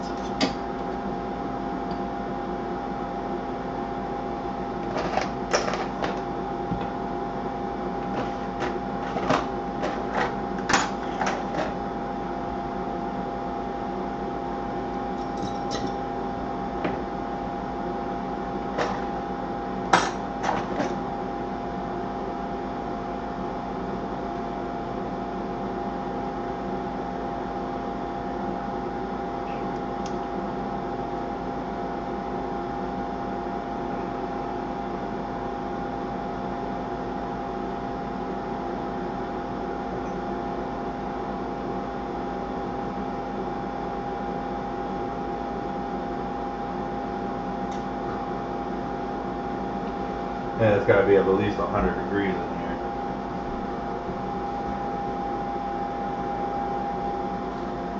Then when you're doing the BGA work and stuff like that, you definitely don't want to be having an AC running or blowing on it, or any area close to it. Cause lots of problems.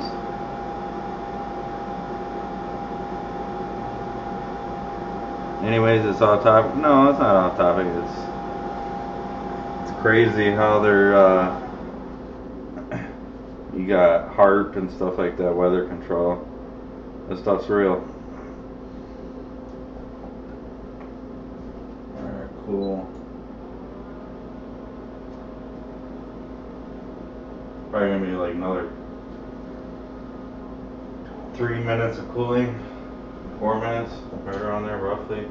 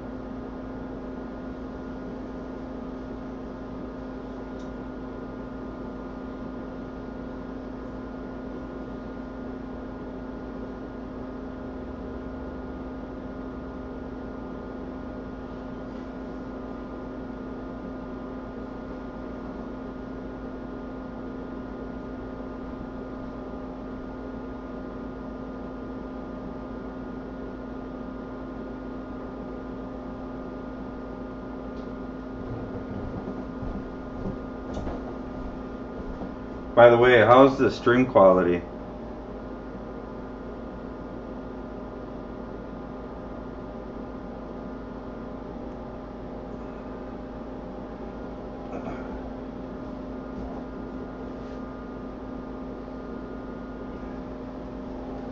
Yeah, it's going pretty good. Just some MacBooks.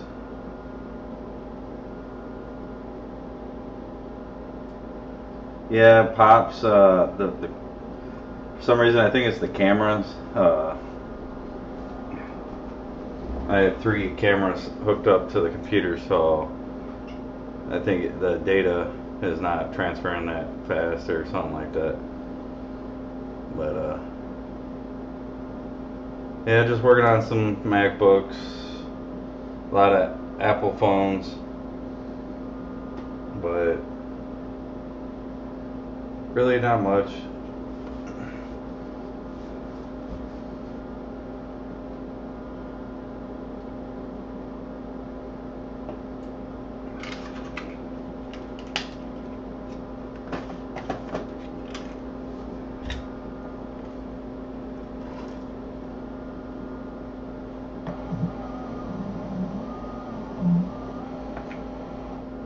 How about you? What have you been doing lately? Weren't you doing a website before? I can't remember. Man, this is gonna take forever to clean this.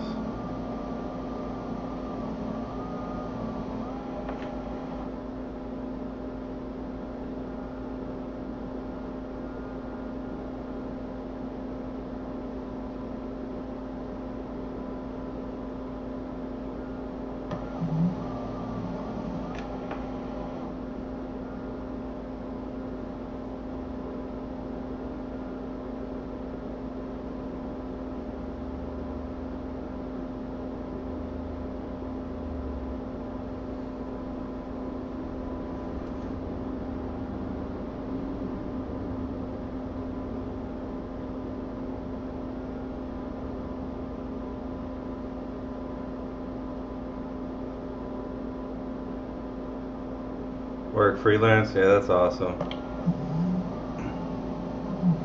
Yeah, I had some companies from Texas and Florida contact me. I had to do some work out here in Milwaukee for networking, and they paid pretty decent.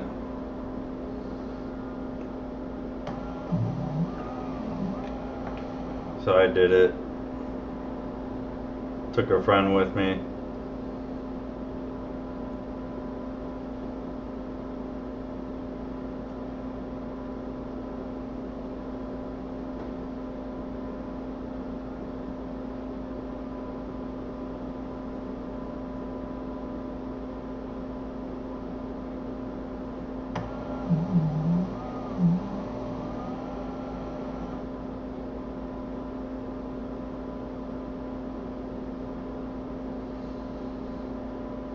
So you say you're starting a repair business service? Yeah, the investment's a lot of money.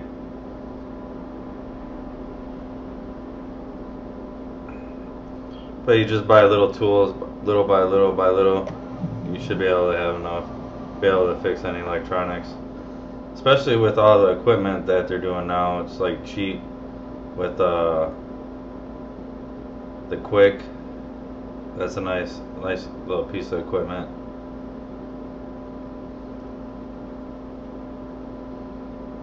The Hackle, that's nice equipment. Never tried it personally. Ooh, that's hot.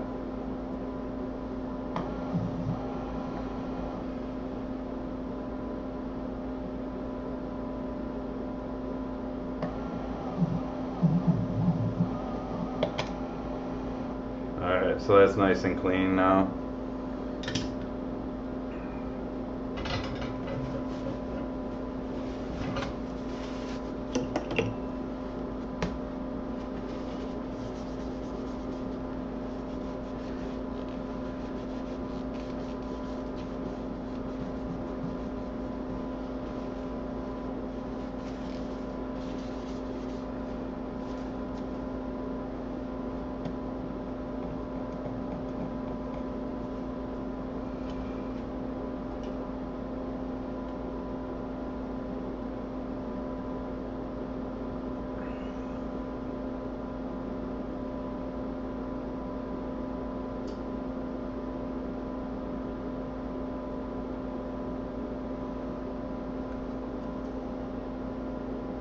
Needs your coffee.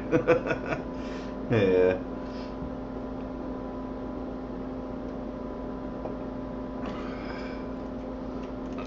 What time is it there by you?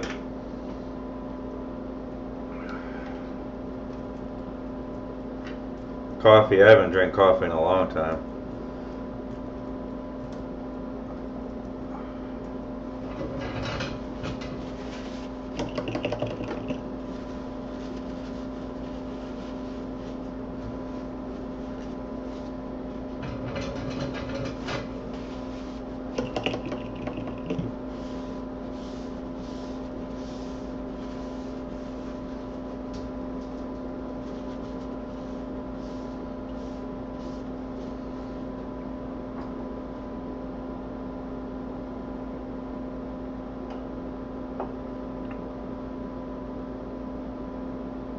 – 9:30. What, AM or PM?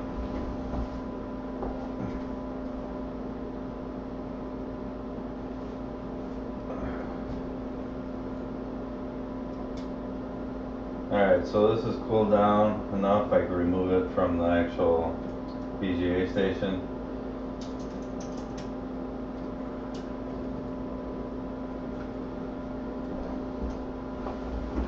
And then we're going to clean up around the chip and assemble it. I believe everything is good to go, so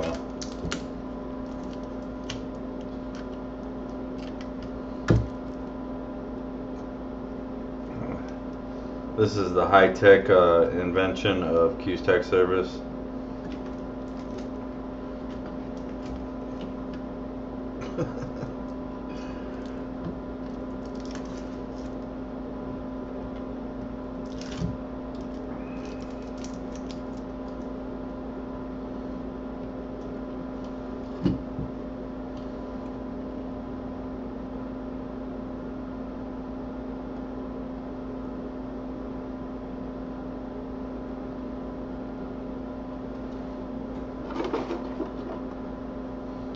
So we're just gonna clean up around here.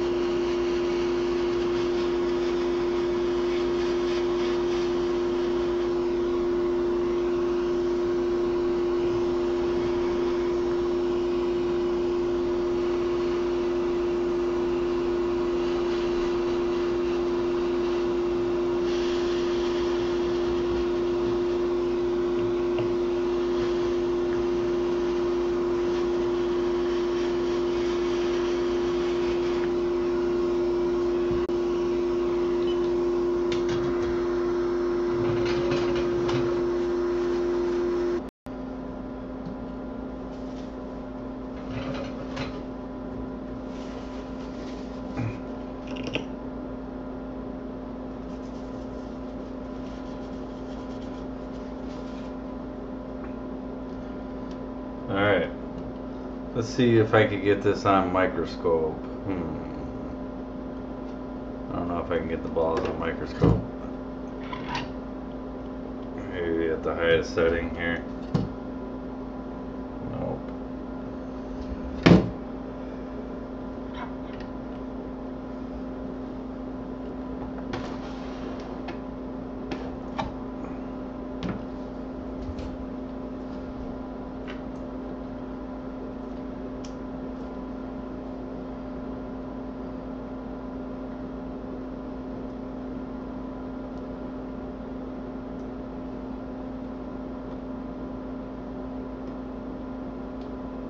And we could look and see if all the balls are joined here. Let's see. I'll turn the light up here.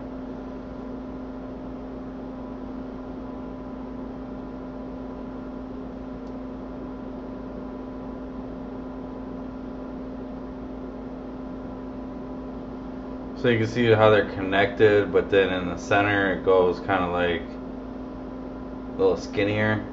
That's how you know the balls are connected when you're doing a reflow.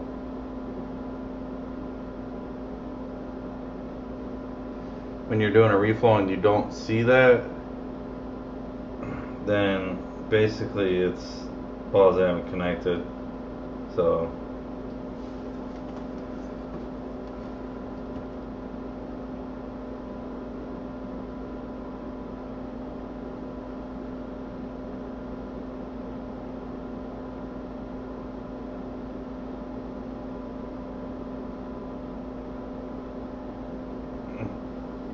no, it's good. You're just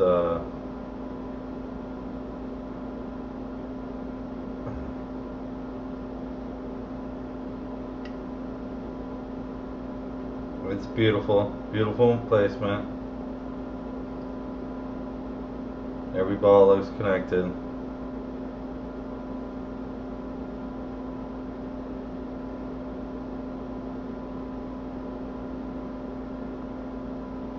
When you start seeing, like, you don't see that little metal, that like middle bridge right there. I don't know, get it. So you see how it's skinnier in the middle? That's what you want. You want connected from the top to the bottom.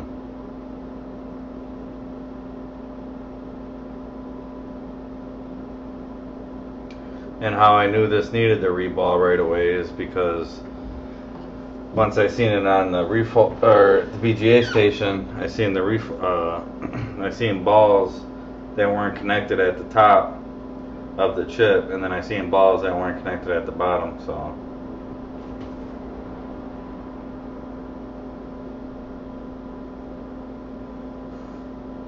yeah, my camera sucks, so I'm gonna upgrade it pretty soon here. But let's put this to the side here. We're gonna add some paste here.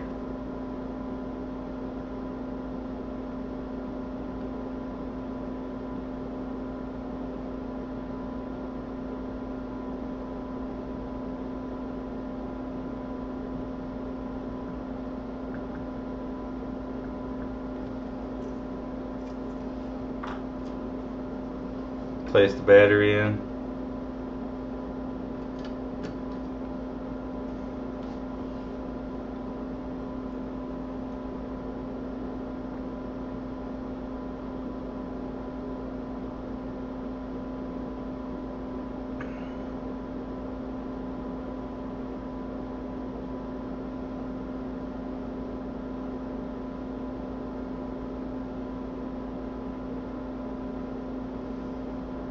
Yeah, you could probably float the chip and it doesn't connect sometimes, but I got the AC on. Hot up in here.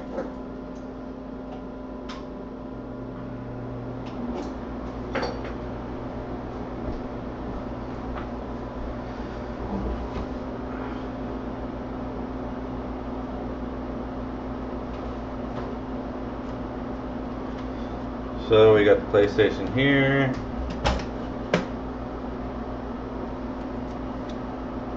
Disconnect all this other tape that we have here on the bottom. If you want to tape the bottom off, trust me.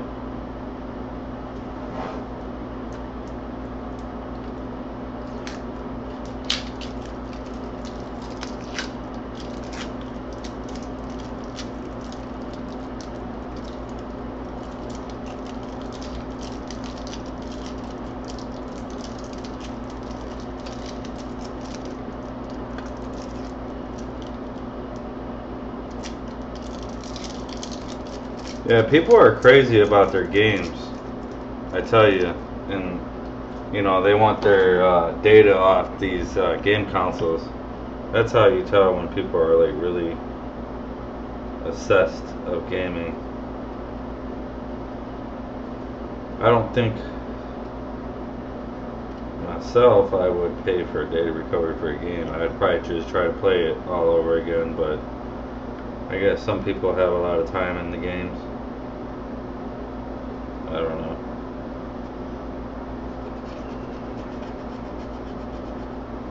You can see this is some of the PlayStation flux. You know, while I'm cleaning it anyways, I just clean it anyways, but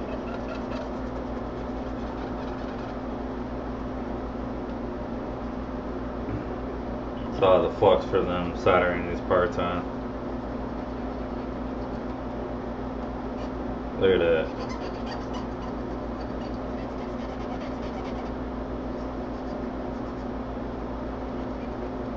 Alright, that's good enough.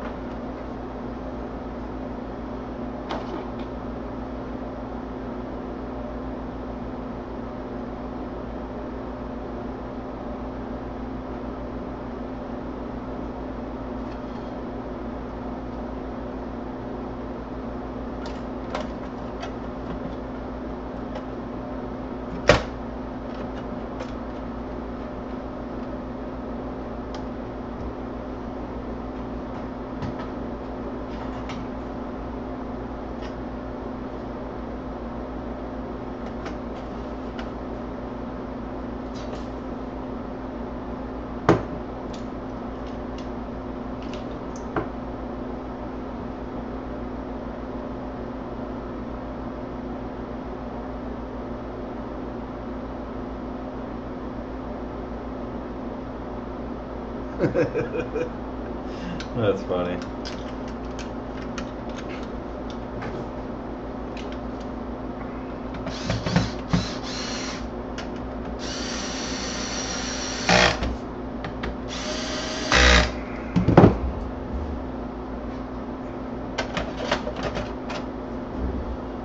So we're just going to plug in the regular accessories just to test it. At this point, I would normally just put it all back together, which I might.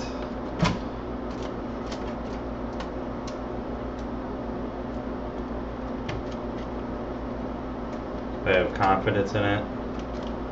Usually when you have the confidence that it's going to work, then you just put it all back together.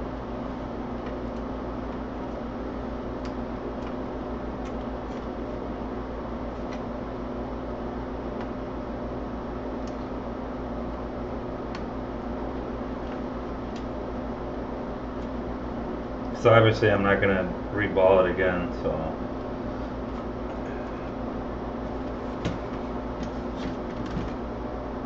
Well, we'll do a quick test because this is taking too long and it's way too late, so.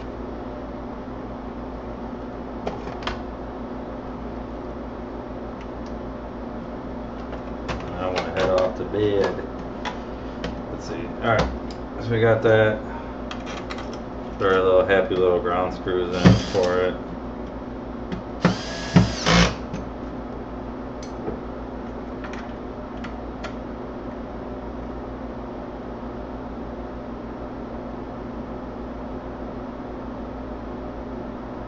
Yeah, he just made a Retrocar says I just made a fume extractor. Yeah, fume extractor. That sucks when you get stuff stuck in there. Like, I don't have no filter on mine. I just go raw style. But I should. There's sometimes Kleenex and stuff get, you know, sucked up in there. I've had a couple parts, like no parts, but just the Kleenex or. Alright, so we should be good to go. Should be able to start this thing up.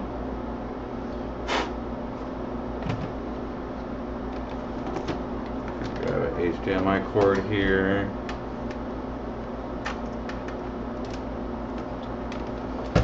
Power cord.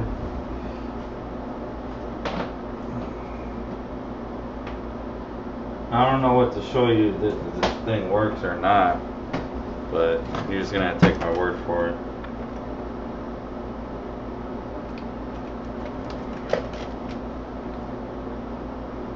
Give it a couple seconds to power up for the power supply.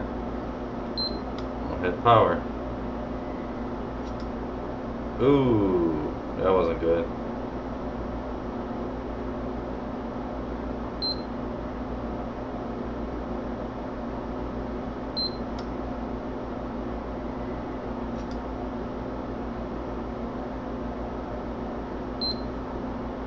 And it's not powering up.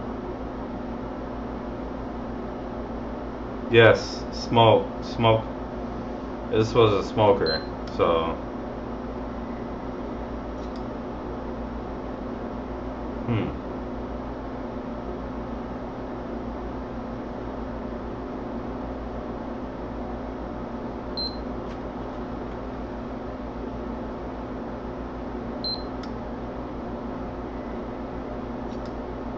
Yep. And this one's a no-go, I guess. So I am not reballing it. That's for sure.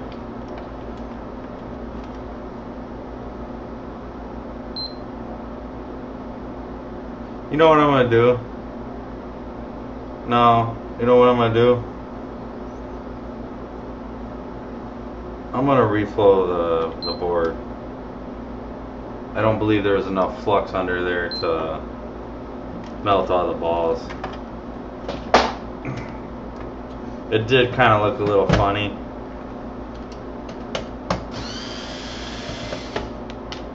If you remember.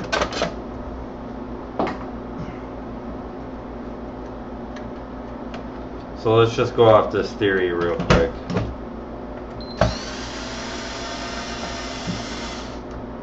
Still had power there.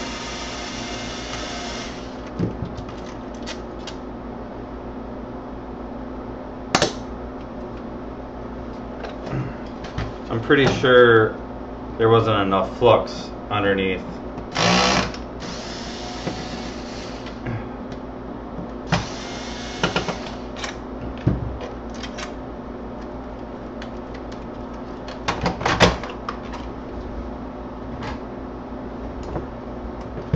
So let's just go off of that theory.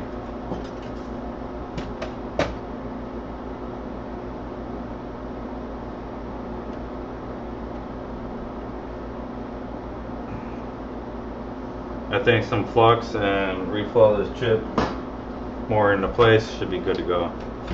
So I don't think it got enough flux underneath it to liquefy the balls all the way to attachment. I mean, it's attached, but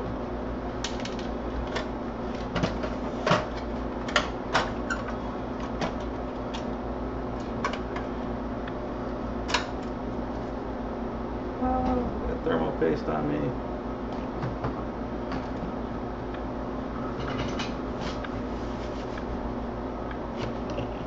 Put the board in the oven. Yeah. That would be nice.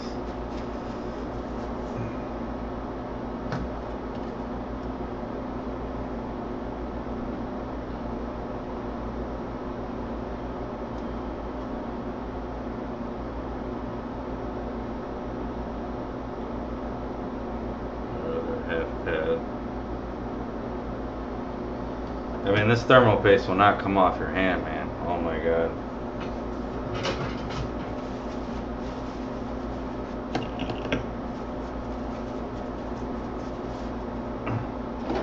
This will probably be a hashtag not enough thermal paste.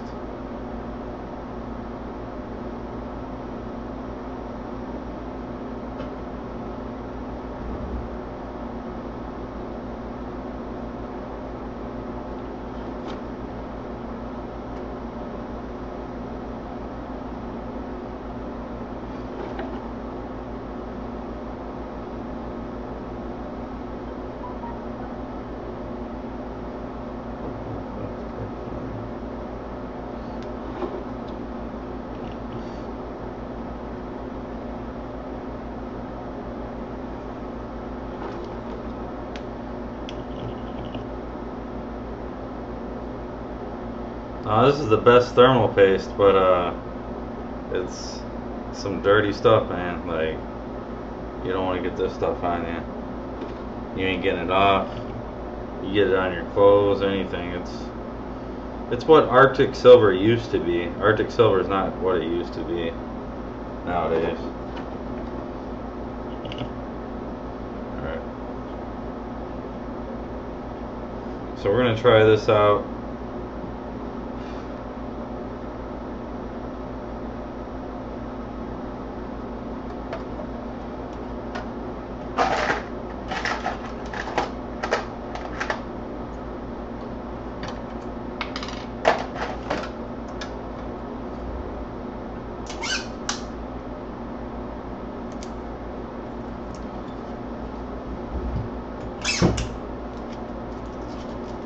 Just gonna take these components off real quick.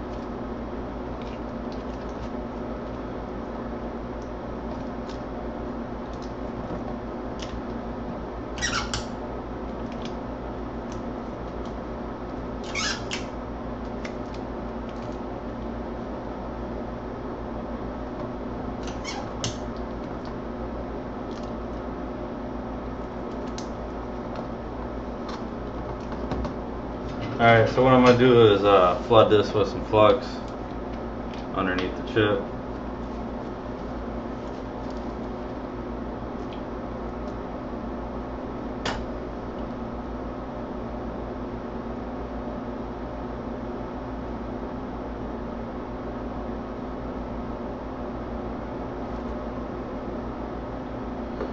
This thing will definitely reflow into place.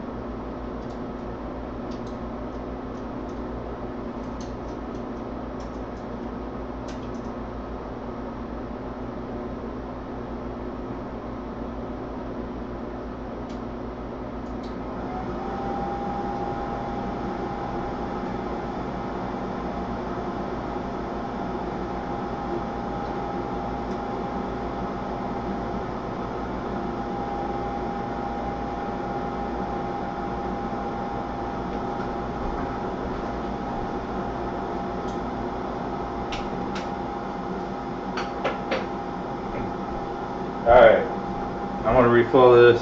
If it doesn't work, then dude lost his data. That's all I could say. So I'm not reballing it.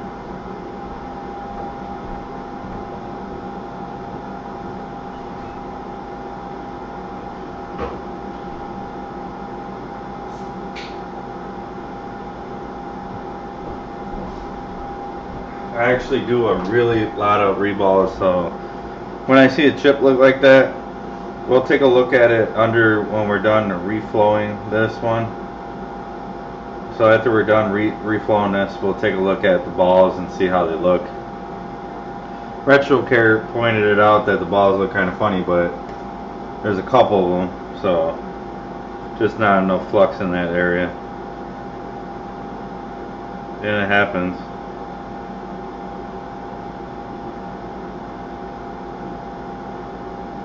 Hey, RetroCare, do you follow the programming stuff for the iPhones?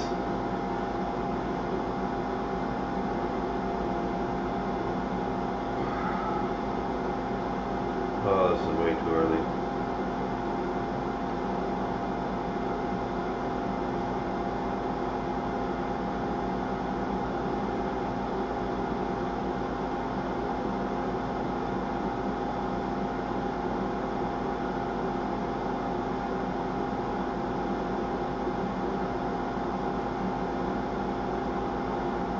Let's see, what's up, man?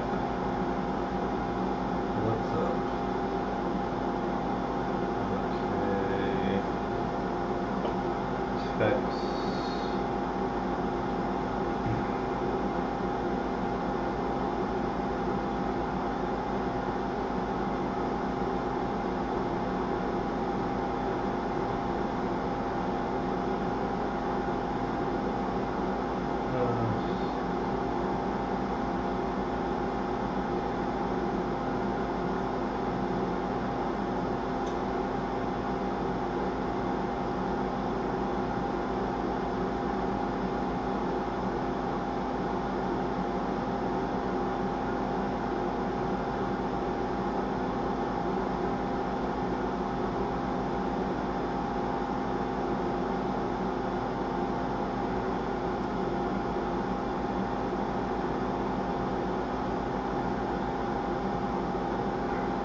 Oh, really? Well, do you know about the iPhone screens? Well, that's kind of the reason why, I went to a Samsung phone instead of an iPhone 10. But they're marrying the iPhone screens to the motherboard and the actual light sensor, AMOLED sensor, or whatever you call it. But yeah, now they finally came out with the programming tools to be able to program the iPhone screens, which is awesome. I ordered one already, on its way.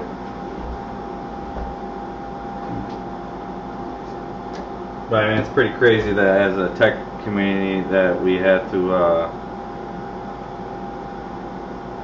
do other companies and get these little programming devices and stuff to program it.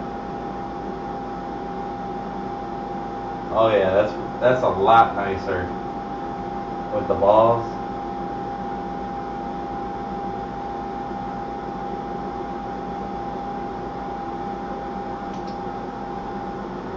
You can see him already joined.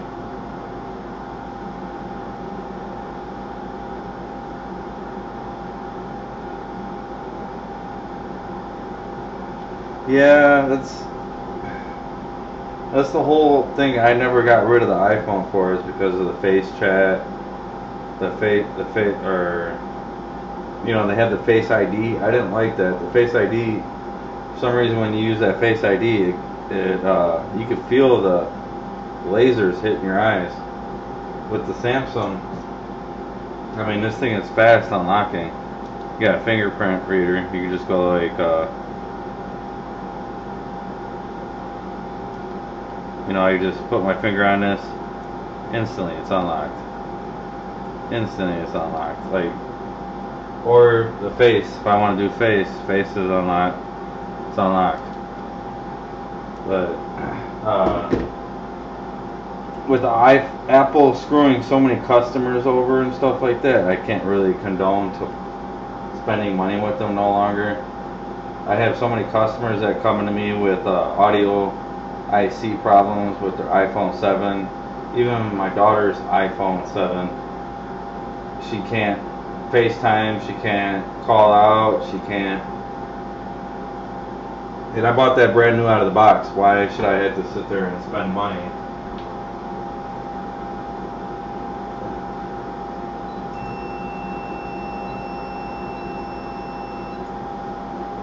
Why should I have to sit there and spend money on another phone? I mean, granted it's a couple years old or whatever, but still, like, you shouldn't have to be forced to buy a new iPhone after 2 years or a year or even 6 months.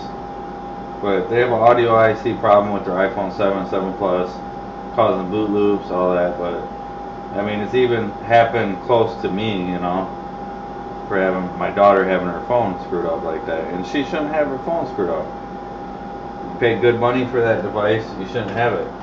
Now, do I fix a lot of Samsung phones? No. Do I fix the Samsung phone screens? Yes. But do I fix their phones? Do I have lots of parts? Do I have donor boards to the parts? I mean, it's just, I mean, here's just one tub of motherboards. There's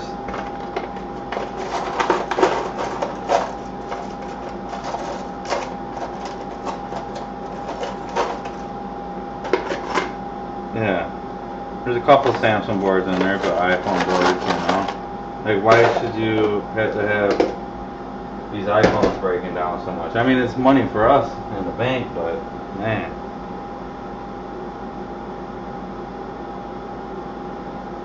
I'm sorry, I get frustrated about it.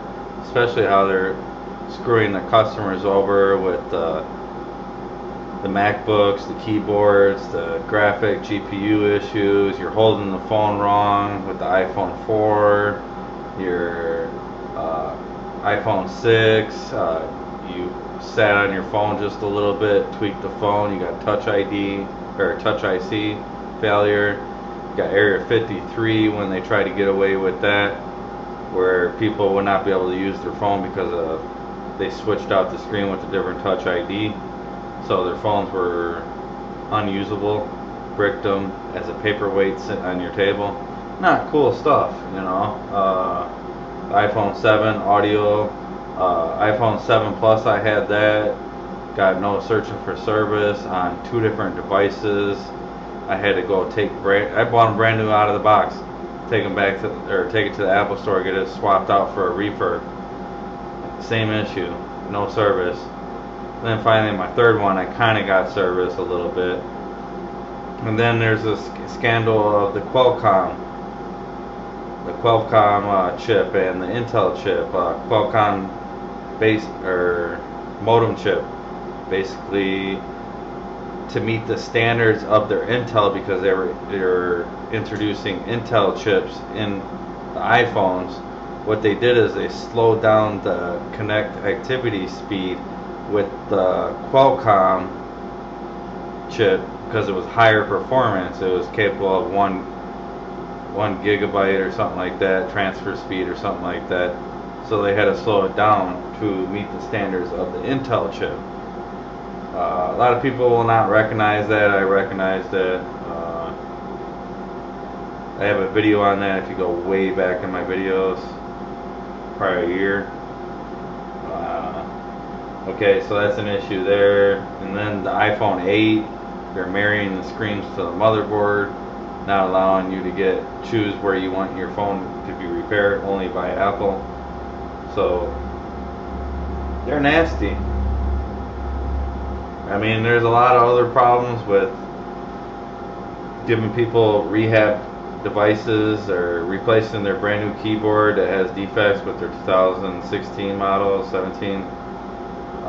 Giving them the same keyboard again, it's going to have the same failure issue. I mean, there's a lot of issues. It's like, and I can't find myself as a tech company to sit there and spend money and invest money into a company that's just crapping on their customers. And I hope Apple hears that. I'm done ripping and raving. It's some bullshit. It pisses me off.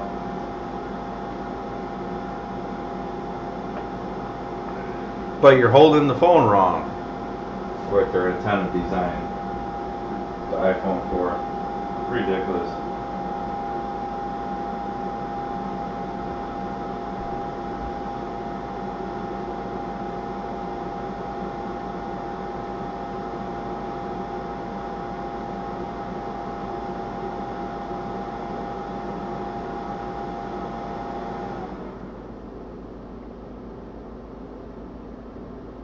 Yeah, you don't agree with them making it less easier to repair devices.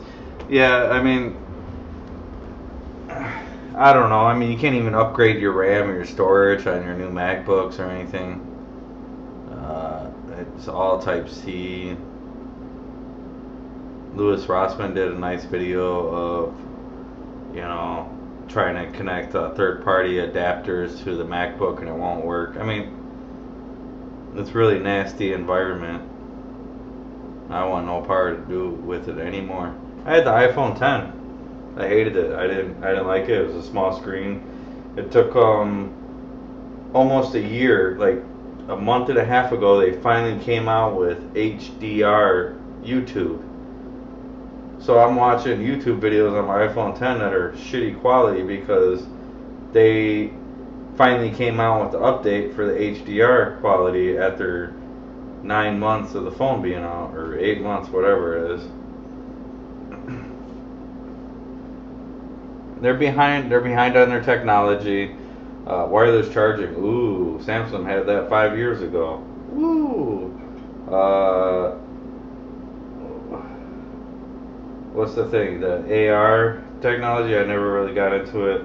The emojis, Animojis is garbage. What, you want to look like a unicorn or something like that? I mean, what the heck?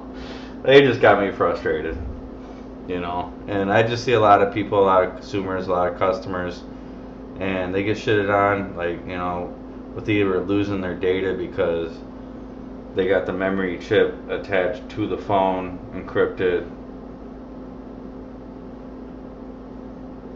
Yeah, MacBook Pro, i7, 16 gigs of RAM. Yeah, I liked it too. I had a late 2013 or 2012. Yeah, 2013. I liked it. Had no issues with it. But beside the screen started peeling, and I took it to Apple and they replaced the screen. And then, but before that, I replaced it. I noticed that the glass imploded from the inside out, which caused a little crack at the bottom of the thing. And that was nothing to do with me. But Apple replaced it because they know it was a defect. And gave me a new screen, and then they said, oh, a couple days later you'll get your laptop. I don't fix my own electronics. I buy them new. I do not fix my own electronics. That's rule number 1. You don't fix your own crap when you're a tech repair. So I hope you guys like that little chat. How Apple sucks.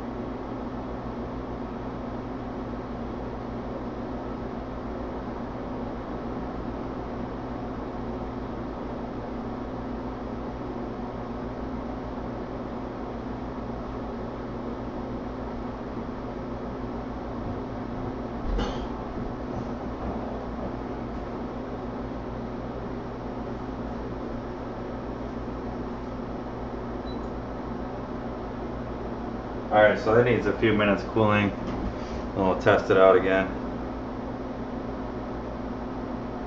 Oh, they replaced your screen too? Yeah, I mean, was it because of the peeling?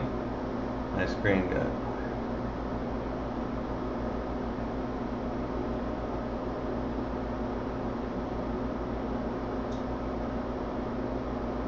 Yeah, happy with that. Yeah, they try to give you a little happiness, and I can't say I had any other issues with the screen when they replaced it, but besides me spilling a whole can of Coca-Cola on my computer, ruining the screen, cost me $450 to replace the screen. Like I said, I don't repair my own electronics, so.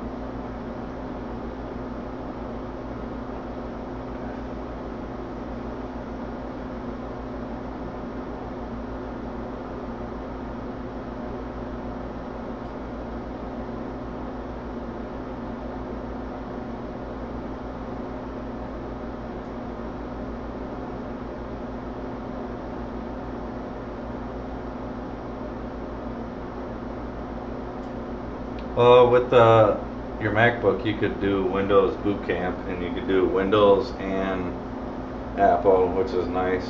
I like that feature. So I with my MacBook, I never, I got it sitting off to the side, but I never use it for the OS, the Apple software. I always use Windows on it. Always have. I never got used to the Apple software.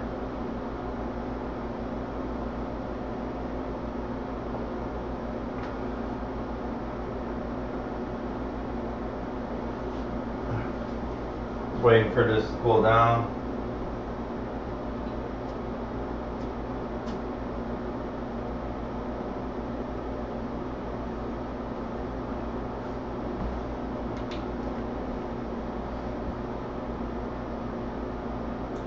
Yeah, they look like nice, sexy balls now.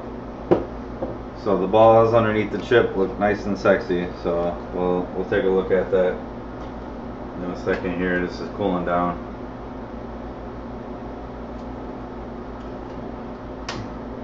I didn't have enough flux down before, so I didn't place the chip.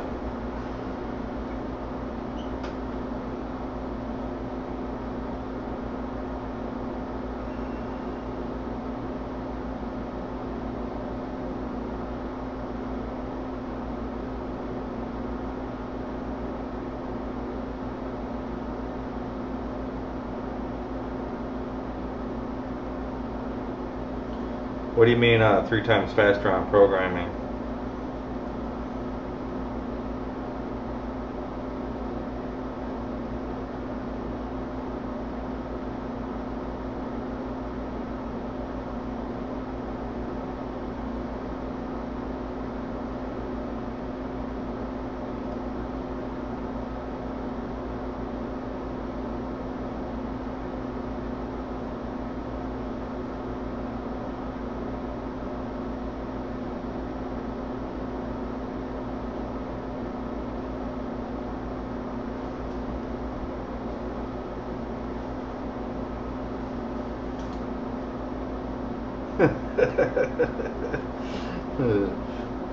Hey, how long does YouTube allow you to stream for?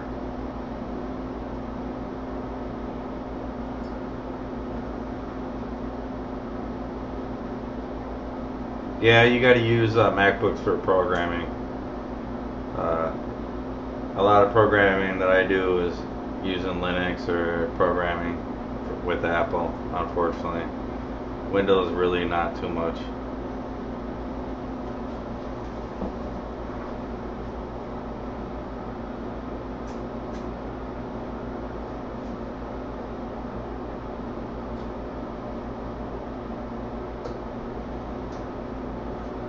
Alright, this is about cooled off here.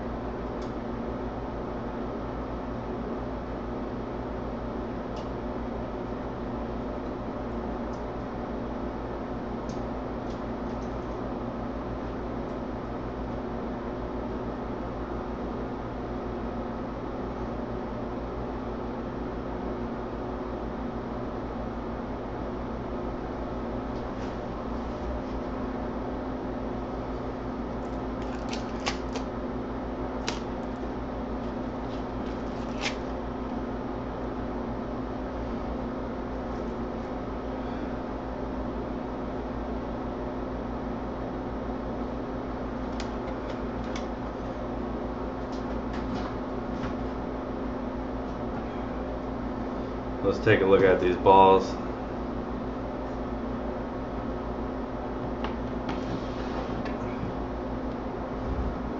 "24-hour stream, really? Wow."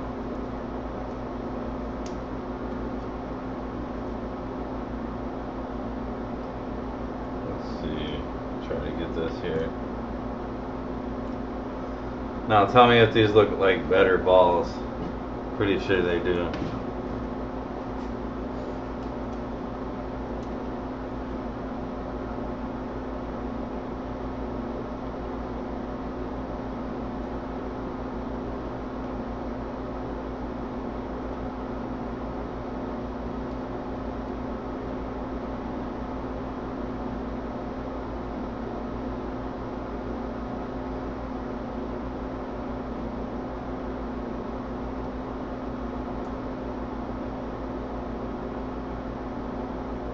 No, it's definitely connected.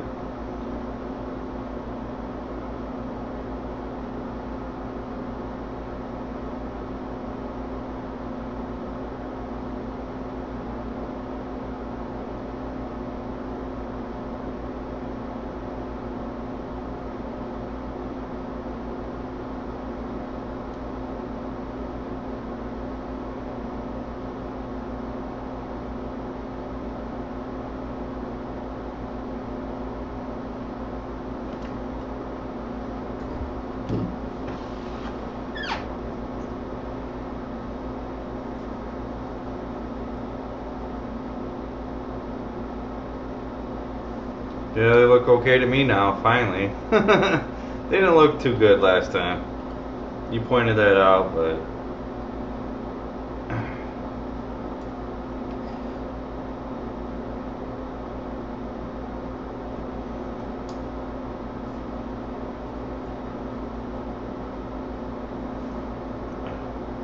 Alright, so we're going to clean up the little mess here that I made.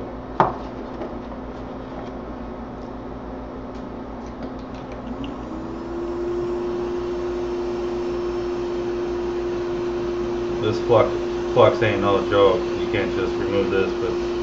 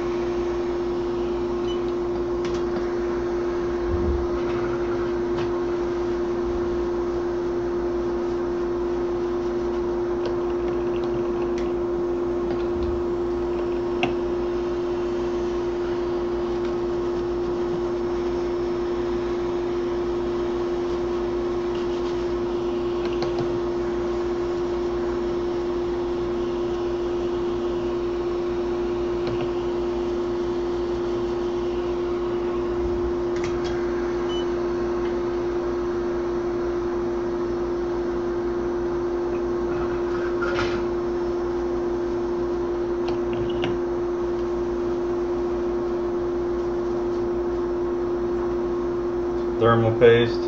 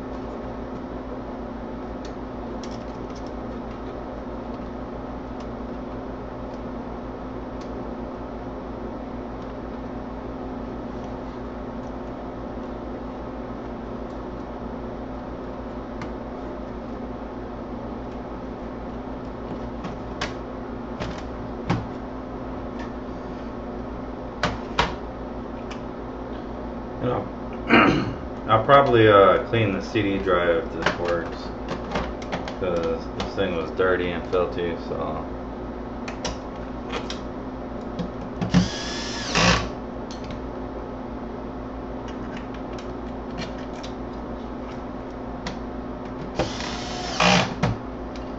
Before it turned on, before it wouldn't turn on because after the ReBall, we had no video before. This was the issue with it.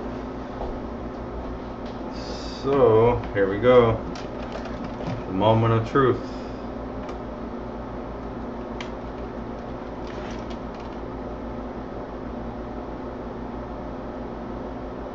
Ready?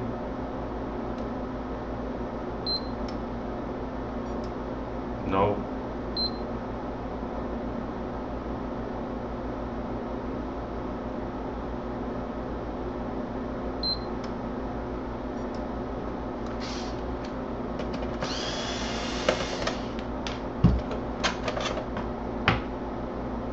Oh, that might be it. Let's see.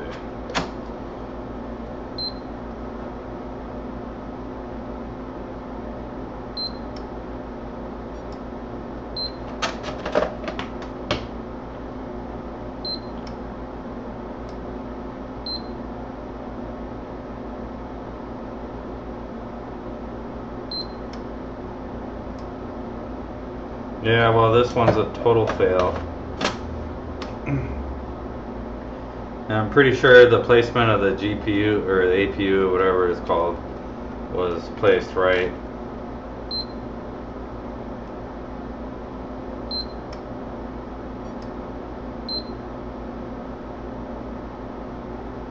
No luck.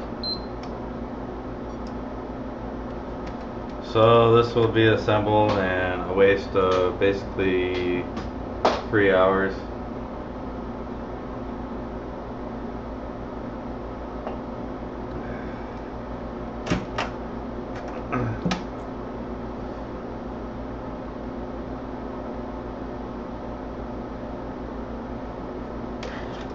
It seemed to get audio feed when I plugged it in this time, which was strange.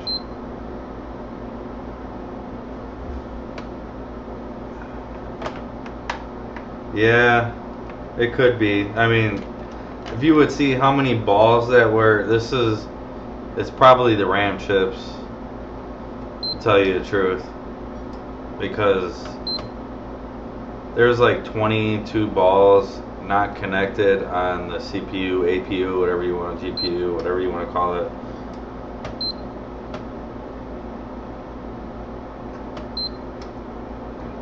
And I'm not going through and reballing RAM chips. So take this one as a loss. No fix, no fee. You know, that's what sucks about that, but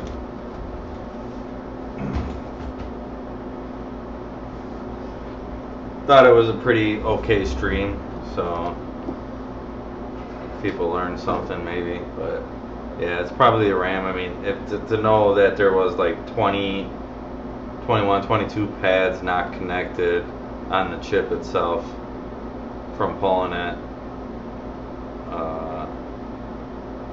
I mean, there's probably some issues with the RAM too.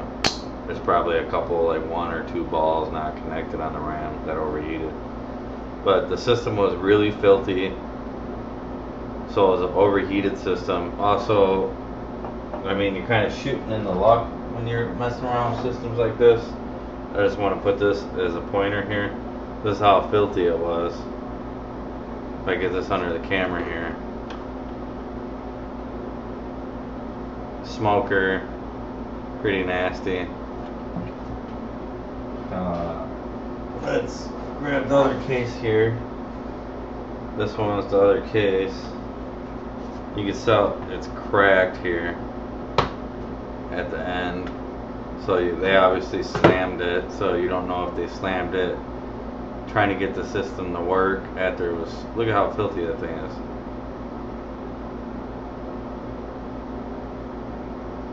Yeah, smoker. Exactly. But I mean, this is cracked here. Look. So either his wife or somebody got mad at their husband and slammed their game console, and you know, who knows. But I could smell the smoke, the nastiness off of it. It's nasty. Put it back in the bag. Some of these game consoles you gotta put in a bag and stuff too. Yeah, overheating, it probably did damage it, but then not having the right amount of power to the chip and having the balls disconnected underneath would create some issues. But most likely it's probably a RAM chip, one of the RAM chips. A couple balls that came disconnected. All it takes is one RAM chip, a couple balls, and bam, it's done for it. So it was worth a try.